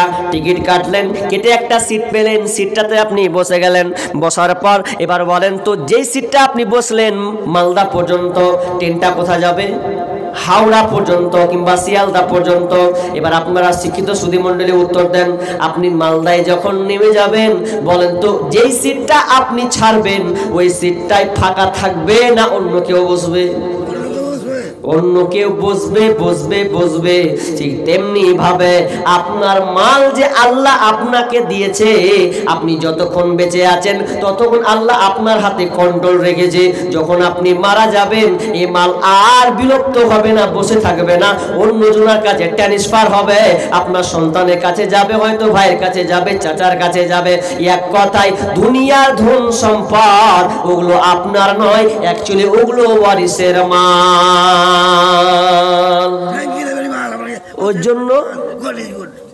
ওই জন্যে আমি একটা কথা বারবার বলতাম, যে আপনি দুনিয়াতে এত ধন সম্পদ, এত টাকা পয়সা করেছেন, এগুলো কি হবে যেদিন আপনি মারা যাবেন? ধন সম্পদ টাকা পয়সা মারা গেলে খাবে লোকে, তার মানে আপনার সন্তান সন্ততি খাবে। আর যখন আপনি মারা যাবেন, যখন আপনাকে কবরে রাখা হবে, তখন আপনার দেহটা খাবে পোকাতে। আবার বলছি, কথাটা শুনেন, আপনার ধন সম্পদ যখন আপনি মারা যাবেন তখন খাবে লোকে, আর যখন আপনার দেহটা কবরে রাখা হবে তখন আপনার দেহটা খাবে পোকাতে। আমরা বুঝলাম না ধন সম্পদ আল্লাহ আমাদেরকে দিয়েছেন। একজন ডাক্তার, বাংলাদেশের ডাক্তারকে প্রশ্ন করা হলো, আপনি যে এত কোটি টাকার মালিক, তাহলে আপনি কেন একটা 4 চাকা নিচ্ছেন না কেন? আপনি বহুল বিলাসী, আপনি আনন্দ থাকতে পারে, এটা করেন না কেন? তখন ওই ডাক্তারটার সঙ্গে সঙ্গে উত্তর দিয়েছে সাংবাদিককে, আমার উত্তরটা শুনে নাও, এগুলো আমার মাল নয়, এগুলো আল্লাহর মাল। আমার যতটুকু প্রয়োজন ততটুকু ব্যবহার করি, বাকি যতগুলো মাল আল্লাহ আমাকে দিয়েছেন ওই সমস্ত মাল আমি আল্লাহ রাস্তায় দিয়ে দিই, আমি রাখি না, কারণ এগুলো মাল আমার নয়। তিনি আর একটা কথা উদাহরণ দিয়েছিলেন মিডিয়ার মাধ্যমে, তিনি বলেছিলেন যে যেগুলো ফার্মেসি আছে, ওই ফার্মেসিতে 2টা করে চাকর রাখা হয়, কাজের আপনার হোম রাখা হয়, কাজের লোক রাখা হয়। যখন তারা কাজ ডিউটি করে, দেখবেন ফার্মেসিওয়ালারা যখন ওষুধ দেয়, নার্সিং হোমে ওষুধ দেয়, আচ্ছা বলেন তো টাকা লারে ঠিকই, টাকা কি ওরা বাড়ি নিয়ে যায়? 1 লাখ হোক, 2 লাখ হোক, 5 লাখ হোক, যাই হোক না কেন, টাকা গনে কাস্টমারকে দেয়, বাক্সতে থুয়ে দেয়। টাকার যে মূল মালিক সে কিন্তু ওই টাকাটা নেই, ওরা নেই না। ঠিক তেমনি ভাবে ওই ডাক্তারটা বলছে যে আমাকে আল্লাহ সম্পদ দিয়েছে, এগুলো আমার সম্পদ নয়, আল্লাহ আমাকে দিয়েছেন, আমার যতটুকু প্রয়োজন আমি ততটুকু ব্যবহার করছি, বাকি আমার যত ধন সম্পদ আছে আমি আল্লাহ রাস্তায় দিয়ে দিলাম, কারণ এটা আমার মাল নয়, আল্লাহর মাল। একজন বক্তা নগদ টাটকা কথা, এটা এক জায়গাতে বক্তব্য দিচ্ছেন, তো বক্তব্য দিতে দিতে একটা বুড়ি মেয়ে পটলি, কত আল্লাহওয়ালি মেয়ে ছিলেন দেখেন, কত যে আল্লাহকে ভালোবাসতেন। তো ওই বুড়ি মেয়েটা একটা রুমালে কি করেছেন জানেন? নাকের খুলেছে, কানের খুলেছে, নাকের খুলে, কানের খুলে, আপনার হাতের বালা খুলেছে, গলার মালা খুলেছে, হার খুলেছে, এও আপনার কিনা পায়ের নুপুরকে খুলেছে, সব কিছু খুলে দিয়ে, সব কিছু কিন্তু সোনার। এই সোনাগুলো খুলে সব কি বড় লোকের মেয়ে তো বুড়ি মেয়ে, সব কিছু গুছিয়ে নিয়ে এসে আপনার রুমালে বেঁধে দিয়ে ওই একটা জালসাতে বলছেন, বেটা মৌলভী সাহেব লাও, আমি সব আল্লাহ রাস্তায় দিয়ে দিলাম। তখন মৌলভীটা প্রশ্ন করছে, হ্যাঁ গো বুড়িমা, তুমি সমস্ত কিছু কেন দিয়ে দিচ্ছ? তোমার বাড়িতে তো বেটা আছে, বেটি আছে, ওদেরকে দিলে তো তোমার কাজে লাগবে। তখন ওই মেয়েটা কত সুন্দর করে উত্তর দিতে থাকেন, বলছেন, বেটা মৌলভী সাহেব, আমি যে এই মালগুলো দিচ্ছি এটা আমার বেটিদের জন্য নয়, এগুলো আমার বেটাদের জন্য নয়, কারণ আমি এই মালটাকে খুবই ভালোবাসি। এই যে গলা হারটা দেখছো, এটা আমার স্বামী আমাকে বানিয়ে দিয়েছে, এটা আমার স্বামীর জিনিস, মহব্বতের জিনিস, ও আমাকে ভালোবাসে। আমার স্বামী পৃথিবী ছেড়ে চলে গেছে, আমিও আর থাকবো না, কটা দিন আছি, আমি মরে যাব, আমি বুঝতে পারছি আমিও বাঁচবো না। তো আমার এই স্বামীর মহব্বতের জিনিস আমি পৃথিবীর কাউকে দেব না, এই মহব্বতের জিনিস আমি একজনকে দেব, যাকে দিলে আমি চাইলে আল্লাহর কাছে রিটার্ন পাবো। তো আমি আল্লাহকে দিলাম। শুধু তাই নয়, দেখছো আমার হাতের বালাটা, এটা আমার মা আমাকে দিয়েছে, এটা মায়ের জিনিস, আমি কাউকে দিতে পারি না। তোমার মেয়েকে তো দিতে পারাম। তখন বলছে মৌলভী সাহেব, আমি আমার মেয়েকে দিব না, কারণ আমার মেয়েকে আমি নাকের গলার হার দিয়েছি, হাতের বালা দিয়েছি, জমি জায়গা পর্যন্ত ওরা পেয়েছে দিয়েছি, কিন্তু এটা আমার স্বামীর মহব্বতের জিনিস, এটা আমার মায়ের জিনিস, এটা আমার আব্বা আমাকে গিফট করেছে, এই জিনিস পৃথিবীর কাউকে দিব না। বেটিকে দিলে বেটি হয়তো জমি জায়গা নেবে আর বেটাকে কিছু করে দিবে, কিন্তু এটা ভালোবাসার জিনিস, আমি এটা কাউকে দিব না, বরং আমি আল্লাহকে দিলাম। যেদিন আমি মারা যাব, সেদিন মরার পর আমি আল্লাহকে বলবো, আল্লাহ রে, যে আমার স্বামীর ভালোবাসার গলা হারটা, ওই হারটা আপনি আমাকে দেন। আমি মরার আগে যেমন সুন্দর করে পড়েছিলাম, মরার পরেও আমার স্বামীর মহব্বতের জিনিস, ভালোবাসার জিনিসটা আমি মরার পরে পড়তে চাই। এই জন্য আমি আল্লাহকে জমা দিয়ে দিলাম। যেদিন মারা যাব, সেদিন আমি আল্লাহর কাছে চেয়ে নেব, কারণ এগুলো আমাকে আমানত হিসাবে দেওয়া হয়েছে। কি তার জবাব! এই জবাব শুনে আপনি আশ্চর্য হয়ে যাবেন। কিন্তু আজকালকার যদি বলতে হয় যে আপনি কতটুকু আল্লাহকে দিয়েছেন, ছেলে মেয়ে দুনিয়া নিয়ে আপনি মাত্তা হয়ে আছেন, দেখেন যেদিন আপনি বার্ধক্যে পৌঁছে যাবেন, বয়স হয়ে যাবে, সেদিন আপনাকে আর চিনবে না। কত প্রমাণ নেবেন আপনি? কত বাপ ছেলেরা রাজবহুল বাড়িতে, মার্বেলওয়ালা বাড়িতে বাস করছে, বাপ যখন বার্ধক্যে পৌঁছে যাচ্ছে, বুড়িয়ে যাচ্ছে, এক কোনায় সিঁড়ির তলে ঘর রাখছে, খাবার যদি খাওয়াচ্ছে ছেলেরা, তো মৌলবীর মতন পালি সিস্টেম করছে। যে করেন আপনার এদিকে মৌলবীর পালি, মানে ওর একদিন বাপ, যেই বাপ ছোট কালে নিজে না খেয়ে সন্তানকে দিয়ে দিয়েছে, মা নিজে খায়নি, সন্তানকে তুলে দিয়েছে, এরকম একজন মা বাপ, সেই বাপ মাকে আমরা বয়স্ক যখন হয়, তখন আমরা ওই গোয়াল ঘরে ভরে রাখি যে খা। আরে একটা সন্তান যদি মাছ ভাত খায়, ও যদি গরু মাংস নিয়ে আসে, তাহলে দুটাই প্লেট বাপের সামনে এসে হাজির করতে হবে, আব্বা তোমার যেটা ইচ্ছা তুমি খাও। কিন্তু আজকে কি হচ্ছে, বাপ বয়স্ক হয়ে যাচ্ছে, যে বাপে এত ধন সম্পদ ছিল বেটারা নিয়েছে, কত খবর নেবেন, বাপ মায়ের ট্যাং ভেঙে দিয়ে তারা ছেলেরা সন্তানেরা নামের করে নিয়েছে, ছোট বেটা বাপের ট্যাং ভেঙে দিয়েছে, মা মরে গেছে, তো মা যে মরে গেছে তো জানাজা পড়বে না, অর্থাৎ সন্তান কিনে নিয়েছে। কত ঘটনা নেবেন, আমাদের জঙ্গিপুরের ঘটনা বলছি আপনাকে, আমাদের বাড়ির পাশের ঘটনা, যে ঈদের দিন বেটা নুঙ্গি দিয়েছে, তো নুঙ্গিটা যদি দিয়েছে, আল্লাহ রে আল্লাহ, কোনো রকম করে একটা নুঙ্গি, বয়স্ক বাপ ভ্যান চালায়, ভ্যান খেটে যে সন্তানগুলোকে লালন পালন করলো, বিয়ে দিল, সেই ছেলের আর বেটাকে দেখে না। যদি একটা আল্লাহ না করুক একটা নুঙ্গি কোন রকম দিয়েছে, তো মায়ের সঙ্গে ঝগড়া করেছে, বাপ বেটার মায়ে ঝগড়া করেছে, বাপ যদি ঘর থেকে বের হচ্ছে, তো বাপকে বলছে নুঙ্গি খুল। নুঙ্গি যদি খুলেছে, বাপ বলছে বেটা নুঙ্গি খুলিস না, আমার কাছে পরনে তলে কিছু নাই, বেটা বলছে নুন খুলতে হবে, বাপের চোখ দিয়ে পানি ঝরঝর করে ঝরছে, বেটা এরকম কাজ করিস না, ওপেন লোক আছে করিস না, একটু সময় দে। বলছে সময় দেবো না, নুঙ্গি খুলো। সন্তান বাপের পরন থেকে নুঙ্গিকে ছিনিয়ে দিল, নুরঙ্গ হয়ে গেল। ওই বাপ কাঁদতে কাঁদতে গামছা দিয়ে তার ইজ্জতকে ঢাকতে লেগেছে। বেটা তুই এরকম কাজ করলি আমার সঙ্গে, চোখ দিয়ে বিগলিত হচ্ছে। বলেন তো এই কুলাঙ্গারেরা বাপের সঙ্গে এরকম আচরণ যদি করে, আপনি ভেবেছেন কোন অবস্থায় পর্যায়ে গেছে? বাপ কাঁদো কাঁদো অবস্থায় বাড়ি থেকে নুঙ্গিটা পরে ভ্যান নিয়ে বের হয়েছে, ছিঁড়া নুঙ্গি, গামছা, লুঙ্গি না পেয়ে গামছা পরে একটা খারাপ কি বলে একটা গায়ে চাদর দিয়ে তিনি বের হয়েছেন। বের হওয়ার পর একজন ড্রাইভার বলছে আপনার এই হালাত কেন? লোকটা কাঁদতে কাঁদতে বলছে আমার ছেলে আমার পরন থেকে লুঙ্গি কেড়ে নিয়েছে, আজকে আমি ছিঁড়া একটা জামা পরে আছি, সামান্য কয়েকটা টাকা উপার্জন করতে এসেছি। সেই সময় মাল নিয়েছিল, আপনার ভারী মাল বইতে পারে না, ময়া করছে। ওই আপনার কি নাম বাইক চালক বলছে আমি আপনাকে ঠেলে দিচ্ছি, আপনি ওভারব্রিজ করেন, ঠেলে দিচ্ছে। তিনার কাছে এই সমস্ত কথা শুনলো, এই কথাটা ফেসবুকে এখনও আছে। আচ্ছা বলেন তো, যে সন্তানের জন্য আপনি এত কিছু করে গেলেন, ভবিষ্যতে হালাত কি হচ্ছে? যে সেই সন্তানেরা আপনাকে দেখছে না। আপনাকে আমি প্রমাণ করে দেবো, এটা তো কয় সংখ্যক, আমার শ্রোতা হাজার হাজার হয়, ডেট অনেকে পায় না, আপনারা ভাগ্য ভালো পেয়েছেন। তো কথাটা হলো এরকম যে এত হাজার হাজার শ্রোতা হয়, তো শ্রোতাতে আমি জিজ্ঞাসা কাছে বলেন তো আব্বার জন্য দিবেন এরকম দাঁড়ান তো 10 জন ছেলে, তো দাঁড়াতে গেলেও আধ ঘন্টা পর ঠিক মতন দাঁড়াই না। যে সন্তান, যে বাপ মা সন্তানের জন্য এত কিছু করলো, পরিশ্রম কত কষ্ট মেহনত করে সন্তানদিকে মানুষ করলো, অথচ টাকা বের হচ্ছে না। আর ওই বাপের আমরা আজকে কি হয়ে গেছি, সন্তানের মোহে পড়ে। আমি বলছি না সন্তানের জন্য আপনি রাস্তা দেন, সন্তান যেন লোকের দ্বারা হাত না পাতে, এটাও আপনাকে চিন্তা করতে হবে, কিন্তু পাশাপাশি নিজের জন্য আপনাকে এটা ভাবতে হবে। এই জন্য একটা কথা আছে, থাকতে গরু বাইনাহার তার দুঃখ সর্বনাশ। মাল থাকতে ফকির, সব মাল ছেলেরা নিয়ে নিয়েছে।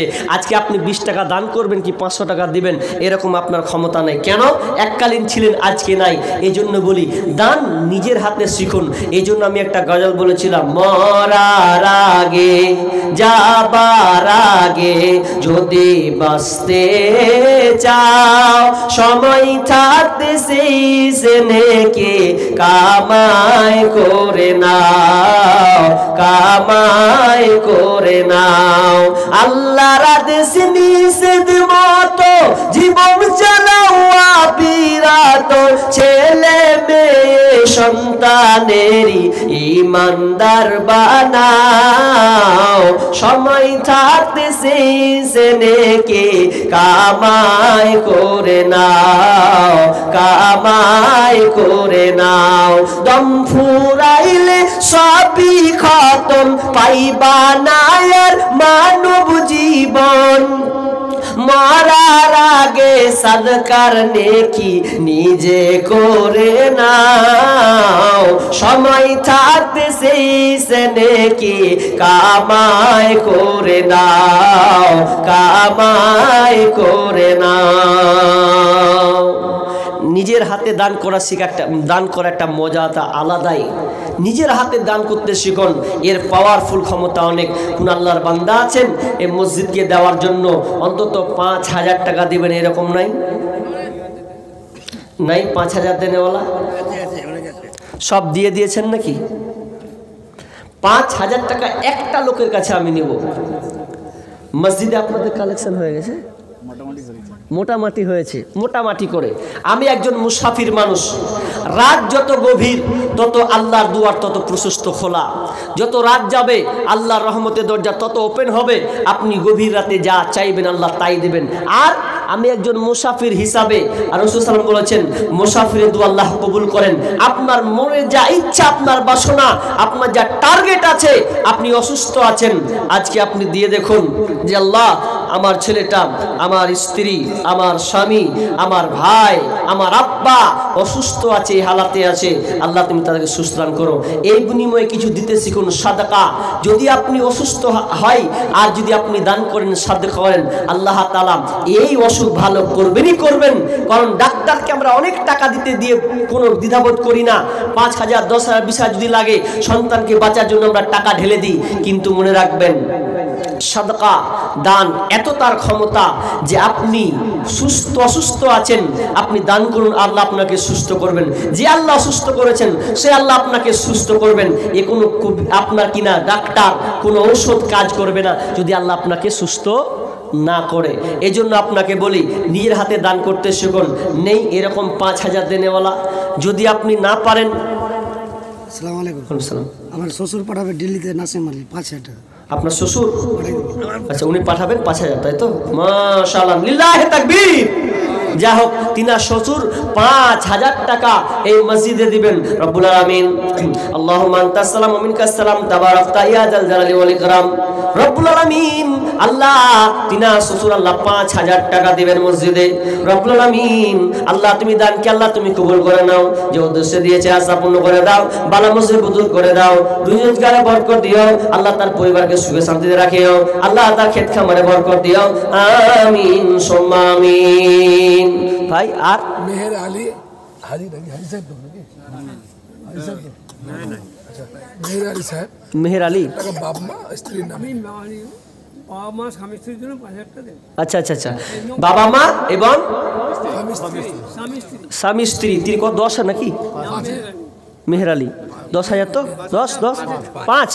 আচ্ছা, মেহের আলী 5,000 টাকা দিয়েছেন। আল্লাহুম্মা আনতাস সালাম ওয়া মিনকাস সালাম তাবারাকতা ইয়া জাল জালালি ওয়াল ইকরাম। রব্বুল আলামিন আরেকজন 5,000 টাকা, দুইজন হলো 10। রব্বুল আলামিন যে বাবা মায়ের জন্য স্ত্রীর জন্য দিয়েছেন আল্লাহ, আল্লাহ তুমি দানকে আল্লাহ তুমি কবুল করে নাও। মালিক রে, তারা হয়তো কবরস্থ হয়ে গেছে, রব্বুল আলামিন জানি না কি হালাতে আছে, আল্লাহ তুমি আলিমুল বিজাতিস সদর। আল্লাহ অন্ধকার ঘর, সাপ বিচ্ছুর ঘর, পোকামাকড়ের ঘর, আল্লাহ একে কবর থেকে কেউ রেহাই পাবে না রে আল্লাহ, ভয়ঙ্কর একটি জায়গা। রব্বুল আলামিন এই দান বদলতে আল্লাহ তুমি তার কবরকে আযাবকে তুমি পরিত্রাণ দাও আল্লাহ, কবরকে আল্লাহ তুমি প্রশস্ত করে দাও আল্লাহ, জান্নাতি বিছানা দাও আল্লাহ, জান্নাত তার সাথে কানেকশন করে দাও, পরনে জান্নাতি কাপড় পরিয়ে দাও, আমিন সুম্মা আমিন। মরণ কথা স্মরণ কি তোর নাই রে মুমিন ভাই, মরণ কথা স্মরণ কি তোর নাই, টাকা পয়সা জমিদারি পরে রবে পাকা বাড়ি, টাকা পয়সা জমিদারি পরে রবে পাকা বাড়ি, খালি হাতে যাইবা চলে আরে মুমিন ভাই, মরণ কথা স্মরণ কি তোর নাই, মরণ কথা স্মরণ কি তোর নাই রে মুমিন ভাই, মরণ কথা স্মরণ কি তোর নাই। মা বোন আপনাদের দিনেওয়ালা আছেন, স্বামীর জন্য দিবেন, সন্তানের জন্য দিবেন, আপনি যেটা পারবেন, আপনি 500 পারেন 500, আমি আপনার জন্য খাস করে দোয়া করব।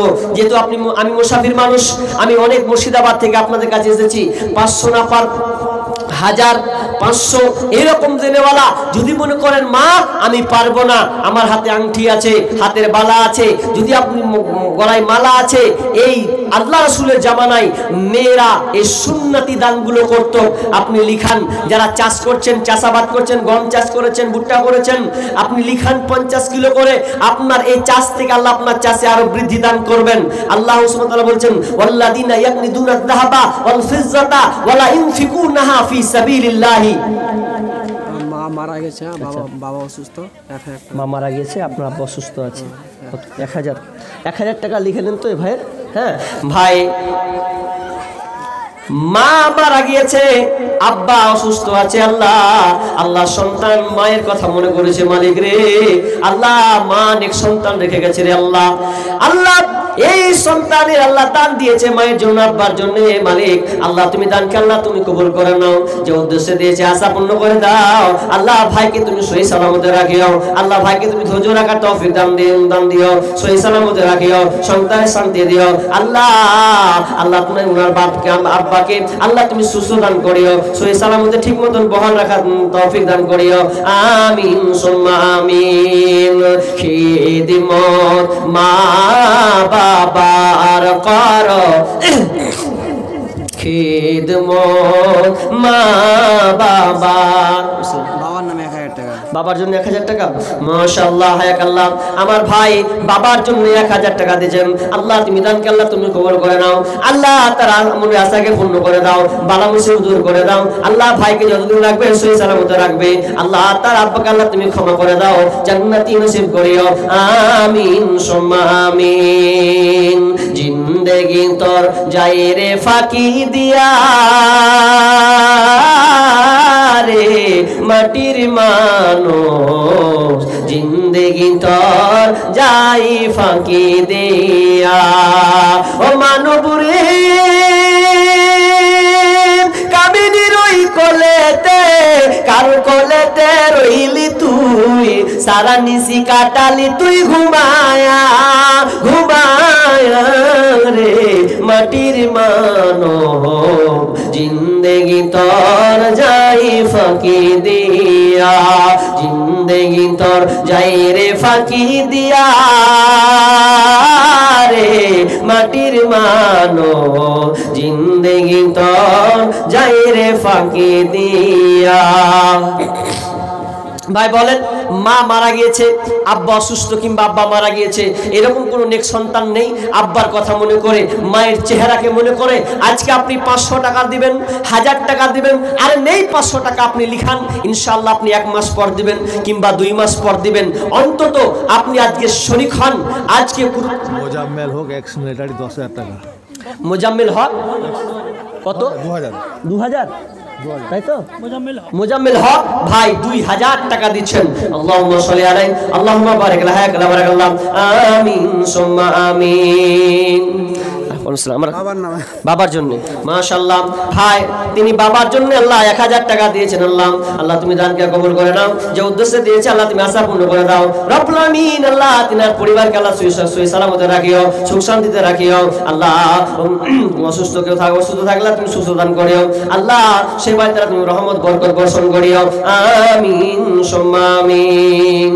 মায়ের মতো হই না আপন, মায়ের মতো হয় না আপন, হয় না তাহার তুলনা। হায়রে আমার মা, আমার জনম দুঃখী মা, হায়রে আমার মা, আমার জনম দুঃখী মা। মা ছিল মোর আধার ঘরে পূর্ণিমারি চাঁদ, মা ছাড়া সেই ঘরখানাতে নাই রে কোনো সাদ, আমার নাই রে কোনো সাদ। মা ছিল মোর আধার ঘরে পূর্ণিমারি চাঁদ, মা ছাড়া সেই ঘরখানাতে নাই রে কোনো সাদ, আমার নাই রে কোনো সাদ। সেই মায়ের কথা পড়লে মনে, সেই মায়ের কথা পড়লে মনে ঘুম যে চোখে আসে না। হায়রে আমার মা, আমার জনম দুঃখী মা, হায়রে আমার মা, আমার জনম দুঃখী মা। ছোট্ট থেকে বড় হলাম যেই মায়েরই কোলে, সেই মা এখন ছেড়ে গেল আমায় কাফেলে, ও মা আমায় কাফেলে। ছোট্ট থেকে বড় হলাম যেই মায়েরই কোলে, সেই মা এখন ছেড়ে গেল আমায় কাফেলে, ও মা আমায় কাফেলে। মা ছাড়া একলা জীবন লাগে না রে ভালো, দুনিয়া থেকে হারিয়ে গেছে 2 নয়নের আলো, আমার 2 নয়নের আলো। মা ছাড়া একলা জীবন লাগে না রে ভালো, দুনিয়া থেকে হারিয়ে গেছে 2 নয়নের আলো, আমার 2 নয়নের আলো। সে মায়ের কথা পড়লে মনে, সে মায়ের কথা পড়লে মনে ঘুম যে চোখে আসে না। হায়রে আমার মা, আমার জনম দুঃখী মা, হায়রে আমার মা, আমার জনম দুঃখী মা। মায়ের মতো হয় না আপন, হয় না তাহার তুলনা। হায়রে আমার মা, আমার জনম দুঃখী মা। কত সারফুল মাস্টারের স্ত্রী সারফুল মাস্টারের স্ত্রী 500 টাকা 5,000 টাকা। ও 5,000 টাকা মাশাআল্লাহ আল্লাহুম্মা সাল্লি আলাইহি আব্দুল কাসিমের স্ত্রী 1,000 আব্দুল কাসিমের স্ত্রী 1000 টাকা জন্টুর স্ত্রী 1 বস্তা জন্টুর স্ত্রী 1 বস্তা সিমেন্ট সানিকের স্ত্রী 500 টাকা সাদেকের স্ত্রী হচ্ছে 500 টাকা মনসুর আলমের স্ত্রী 1000 মরসুল আলমের স্ত্রী 1000 টাকা রুহুলের স্ত্রী 200 টাকা কি রুহুল স্ত্রী রুহুলের স্ত্রী কত 200 200 টাকা দানিসের স্ত্রী 200 টাকা তানেসের স্ত্রী হচ্ছে 200 টাকা জাহাঙ্গীরের স্ত্রী 200 জাহাঙ্গীরের স্ত্রী দিয়েছেন 200 টাকা তাই তো সাহানসার ছেলে 500 টাকা কি নাম সাহানসার ছেলে শাহিন সাহেব ছেলে কত 500 টাকা আল্লাহুম্মা সাল্লি আলাইহি আল্লাহুম্মা বারিক লাহা জলিল মেম্বার সাহেব 5 বস্তা সিমেন্ট কি নাম আব্দুল জলিল সাহেব আব্দুল জলিল কোনটা এই যে মেম্বার সাহেব কই 5 বস্তা তা মেম্বার মানুষের 5 বস্তা সিমেন্ট দিবে জি মেম্বার কেন এত কম হবে জি 5 বস্তা কত টাকা হবে কহেন তো 5 বস্তা কই ভাই একটু মুসাফা করে আসেন তো কে কোনটা কই ভাই একটু মুসাফা করি আল্লাহর রাস্তে আচ্ছা মুসাফা করবেন না মুসাফাটা করি আল্লাহর রাস্তে তিনি 5 বস্তা দিয়েছেন রানিং মেম্বার নাকি হ্যাঁ সুবহানাল্লাহ এত সুন্দর একটা পদ দিয়েছে জি হ্যাঁ ভালো পদ মানে হ্যাঁ 5 বস্তা দিচ্ছেন মসজিদ যেহেতু আপনাদেরই মসজিদ দেখলাম অবস্থা ঠিকই আছে তো আপনি আর 5 বস্তা চাপান 10 বস্তা করে দেবেন হয়ে যাবে ইনশাল্লাহ করেন 5 বস্তা খুব লয় আর 5,000 টাকা 5-10 বস্তা খুব একটা দামও লয় দিবেন আল্লাহ ইনশাল্লাহ করেন ইনশাল্লাহ লিল্লাহি তাকবীর যাক তিনি 10 বস্তা দিয়ে দিবেন 10 বস্তা হয়ে গেল আল্লাহুম্মা সাল্লি আলাইহি আল্লাহুম্মা বারিক লাহা বারাকাল্লাহ আল্লাহ তুমি ভাই আল্লাহ তুমি দান আল্লাহ তুমি করে কবুল করে নাও রব্বুল আলামিন আল্লাহ ভাই আশা পূর্ণ করে দাও রব্বুল আলামিন তার সংসারকে সুখ শান্তি রাখিও রব্বুল আলামিন তার সন্তানদেরকে সহি সালামতে রাখিও আর রিজকিতে বরকত দান করিও আল্লাহ যতদিন থাকবে আল্লাহ তুমি ঈমানের হাতে বাঁচিয়ে রাখিও আমিন সুম্মা আমিন একদিন মাটির ভিতরে হবে ঘর রে মন আমার কেন বান্ধ দালান ঘর রে মন আমার কেন বান্ধ দালান ঘর দেহ তোমার চর্ম চার গলে পচে যাবে শিরার উপর শিরাগুলি ছিন্ন ভিন্ন হবে দেহ তোমার চর্ম চার গলে পচে যাবে শিরার উপর শিরাগুলি ছিন্ন ভিন্ন হবে মুন্ডু মেরুদণ্ড হবে তোমার খণ্ড খণ্ড সকলের হবে তোমার পর রে মন আমার কেন বান্ধ দালান ঘর রে মন আমার কেন বান্ধ দালান ঘর সায়রা বিবি 500 টাকা সায়রা বিবি দিয়েছেন 500 টাকা আল্লাহুম্মা সাল্লি আলাইহি আল্লাহুম্মা বারিক আলাইহি কি নাম আব্দুল জালাল 500 আব্দুল জালাল 500 টাকা আল্লাহুম্মা সাল্লি ওয়া বারিক আলাইহি আল্লাহ তুমি দানকে আল্লাহ তুমি কবুল করে নাও আল্লাহ যে উসে দেশ আছে আসেমন বিবি লিখেন শ্বশুর এবং বাপের নামে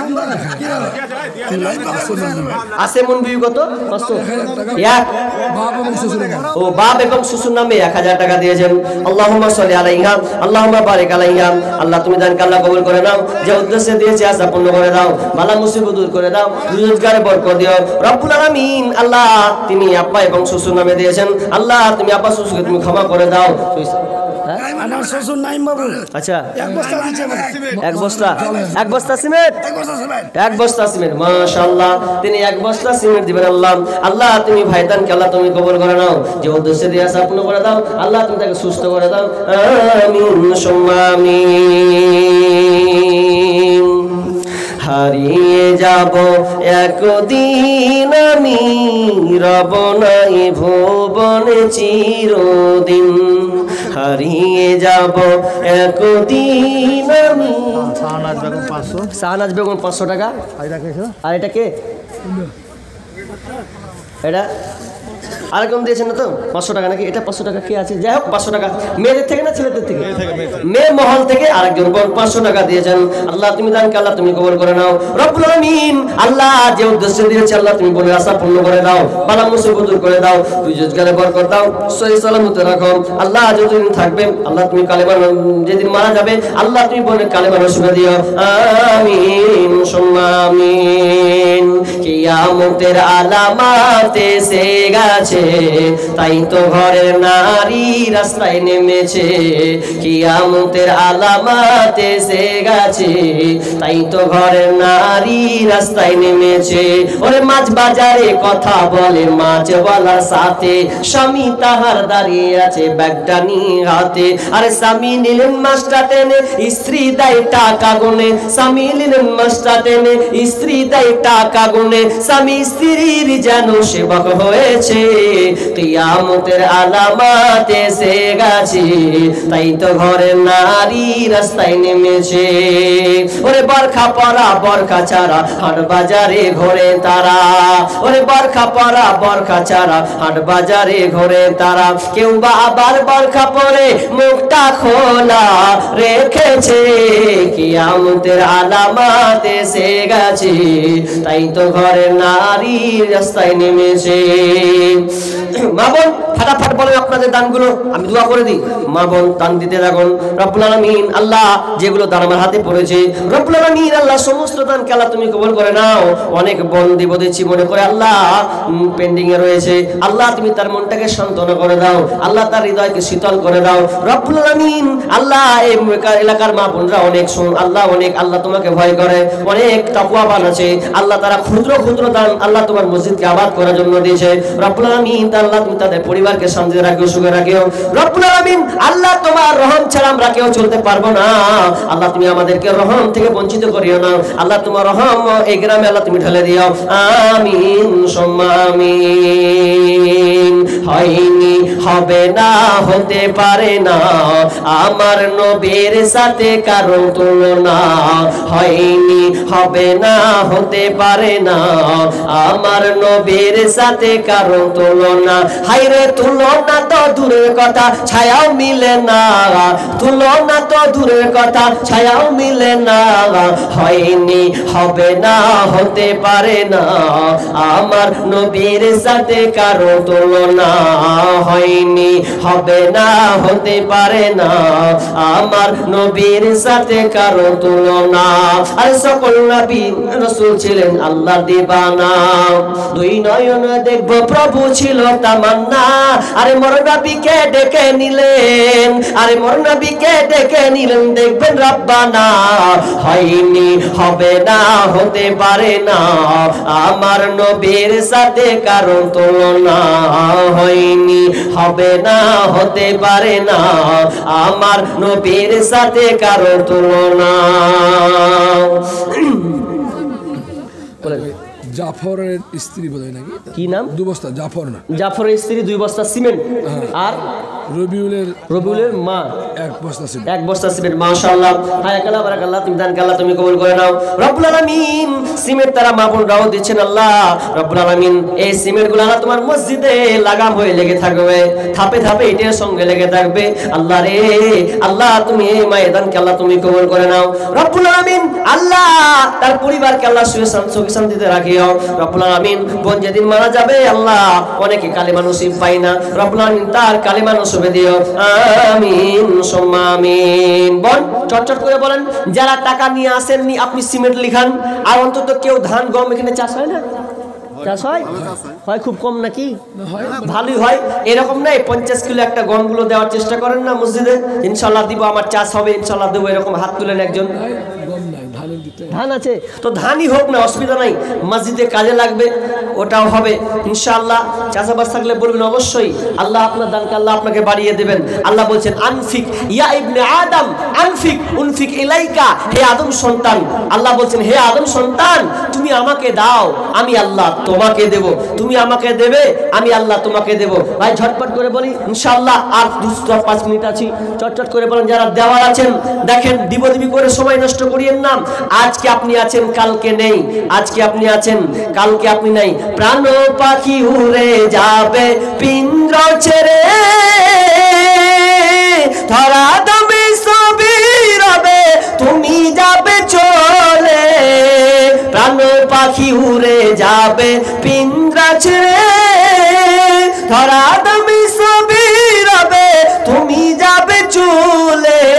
বন্ধু বান্ধব যত, মাতা পিতা তারা শত, বন্ধু বান্ধব যত, মাতা পিতা তারা শত, সকলেই হবে তোমার পর রে। মন আমার কেন বন্ধ দালান ঘর রে, মন আমার কেন বন্ধ দালান ঘর। ভাই আর নেই? আচ্ছা, মহিলা মহল থেকে কি একটা আংটি গলা পাওয়া যাবে না? আংটি সুন্নাতি দান। মেয়েরা রাসূলের যুগে আংটি, গলার মালা, এগুলো দিতেন, মেয়েরা খুবই ভালোবাসতেন। এগুলো হচ্ছে সুন্নাতি দান। এরকম কোনো বর্ণে একটা যে আল্লাহর হস্তে 2-4-5 জন করে একটা করে আংটি খুলবেন। আংটির দাম খুব একটা বেশি নয়, খুব জোরে 250, 300, 400 এরকম একটা হয়। কোন মা আছেন যে আজকের মজলিসে সুন্নাতি দানটা দিবেন, যে নবীদের ভালোবাসায়, যে নবীদের স্ত্রীরা, সাহাবীদের স্ত্রীরা, তারা অর্থ না দিয়ে তারা নিজের আঙুল থেকে, গলা থেকে, হাতের থেকে, পা থেকে তারা সুন্নতি দানগুলো দিয়েছেন। সিরাজ মায়ের নামে 5 বস্তা সিমেন্ট। কি নাম? সিরাজ। ও সিরাজ, তিনি কত? 5 বস্তা। 5 বস্তা মায়ের জন্য তিনি এই মসজিদে দিচ্ছেন। হায়াকাল্লাহ, বারাকাল্লাহ। আল্লাহুম্মা আনতা সালাম মিনকা সালাম, তাবারাকতা ইয়া জাল ওয়াল ইকরাম রব্বুল আলামিন। আল্লাহ সিরাজ ভাই মায়ের জন্য 5 বস্তা সিমেন্ট দিয়েছেন। মাবুদ আল্লাহ, তুমি এই ভাইয়ের দানকে আল্লাহ তুমি কবুল করে নাও রব্বুল আলামিন। আল্লাহ মাকে আল্লাহ তুমি ক্ষমা করে দাও। আল্লাহ সন্তানকে তুমি সহি সালামতে রাখিও, যে সন্তান মায়ের ভালোবাসায়, মাকে ভালোবেসে, মায়ের কথা মনে করে আল্লাহ তোমার রাস্তায়, তোমার মসজিদকে আবাদ করার জন্য 5 বস্তা তিনি দিয়েছেন। আল্লাহ তুমি ভাইয়ের দানকে কবুল করে নাও রব্বুল আলামিন। ভাইকে তুমি ধৈর্য রাখার তৌফিক দাও রব্বুল আলামিন। তার সংসারে উন্নতি দাও। আল্লাহকে অসুস্থ থাকলে তাকে শিফা দান করিও, আরোগ্য শিফা দান করিও। রব্বানা তাকাব্বাল মিন্না ইন্নাকা আনতাস সামিউল আলিম ওয়া তুব আলাইনা ইন্নাকা আনতাত তাওয়াবুর রহিম। আমিন সুম্মা আমিন। জীবনের মূল কষ্ট মায়ের প্রসব বেদনায়, 7 আসমান 7 জামিন তখন মায়েরই মাথায়। আমার সুন্দর মুখ দেখে মায়ের, আমার সুন্দর মুখ দেখে মায়ের ব্যথা যে যাই ভুলিয়া। ও আমার প্রাণের মা, মা গো মা, কোথায় গেলে মোরে ছাড়িয়া। জনম দুঃখী ইয়াতিম আমি, চাই না কেহ ফিরিয়া। আমি যখন ছিলাম আমার মায়েরই উদারে, চলাফেরা করলেন যে মায় কত কষ্ট করে। এমন মাকে কেমনে আমি যাব আমি ভুলিয়া। ও আমার প্রাণের মা, মা গো মা, কোথায় গেলে মোরে ছাড়িয়া। জনম দুঃখী ইয়াতিম আমি, চাই না কেহ ফিরিয়া। ওই আর নেই, শেষ করে দিই, হয়ে গেছে সব। আচ্ছা কমিটি যারা ওরা সব দিয়ে দিয়েছে, আর সব আগে দিয়েছে মাশাআল্লাহ। যাই হোক, যতগুলো দান হয়েছে মা বোন, আমরা ছোট্ট করে দোয়া করে দেবো। ভাই ক্যামেরা বন্ধ করে দাও, আর ক্যামেরা ওপেন করিও না, তো ছোট্ট করে আমরা দোয়া করে দেবো। আমরা এখান থেকে সবাই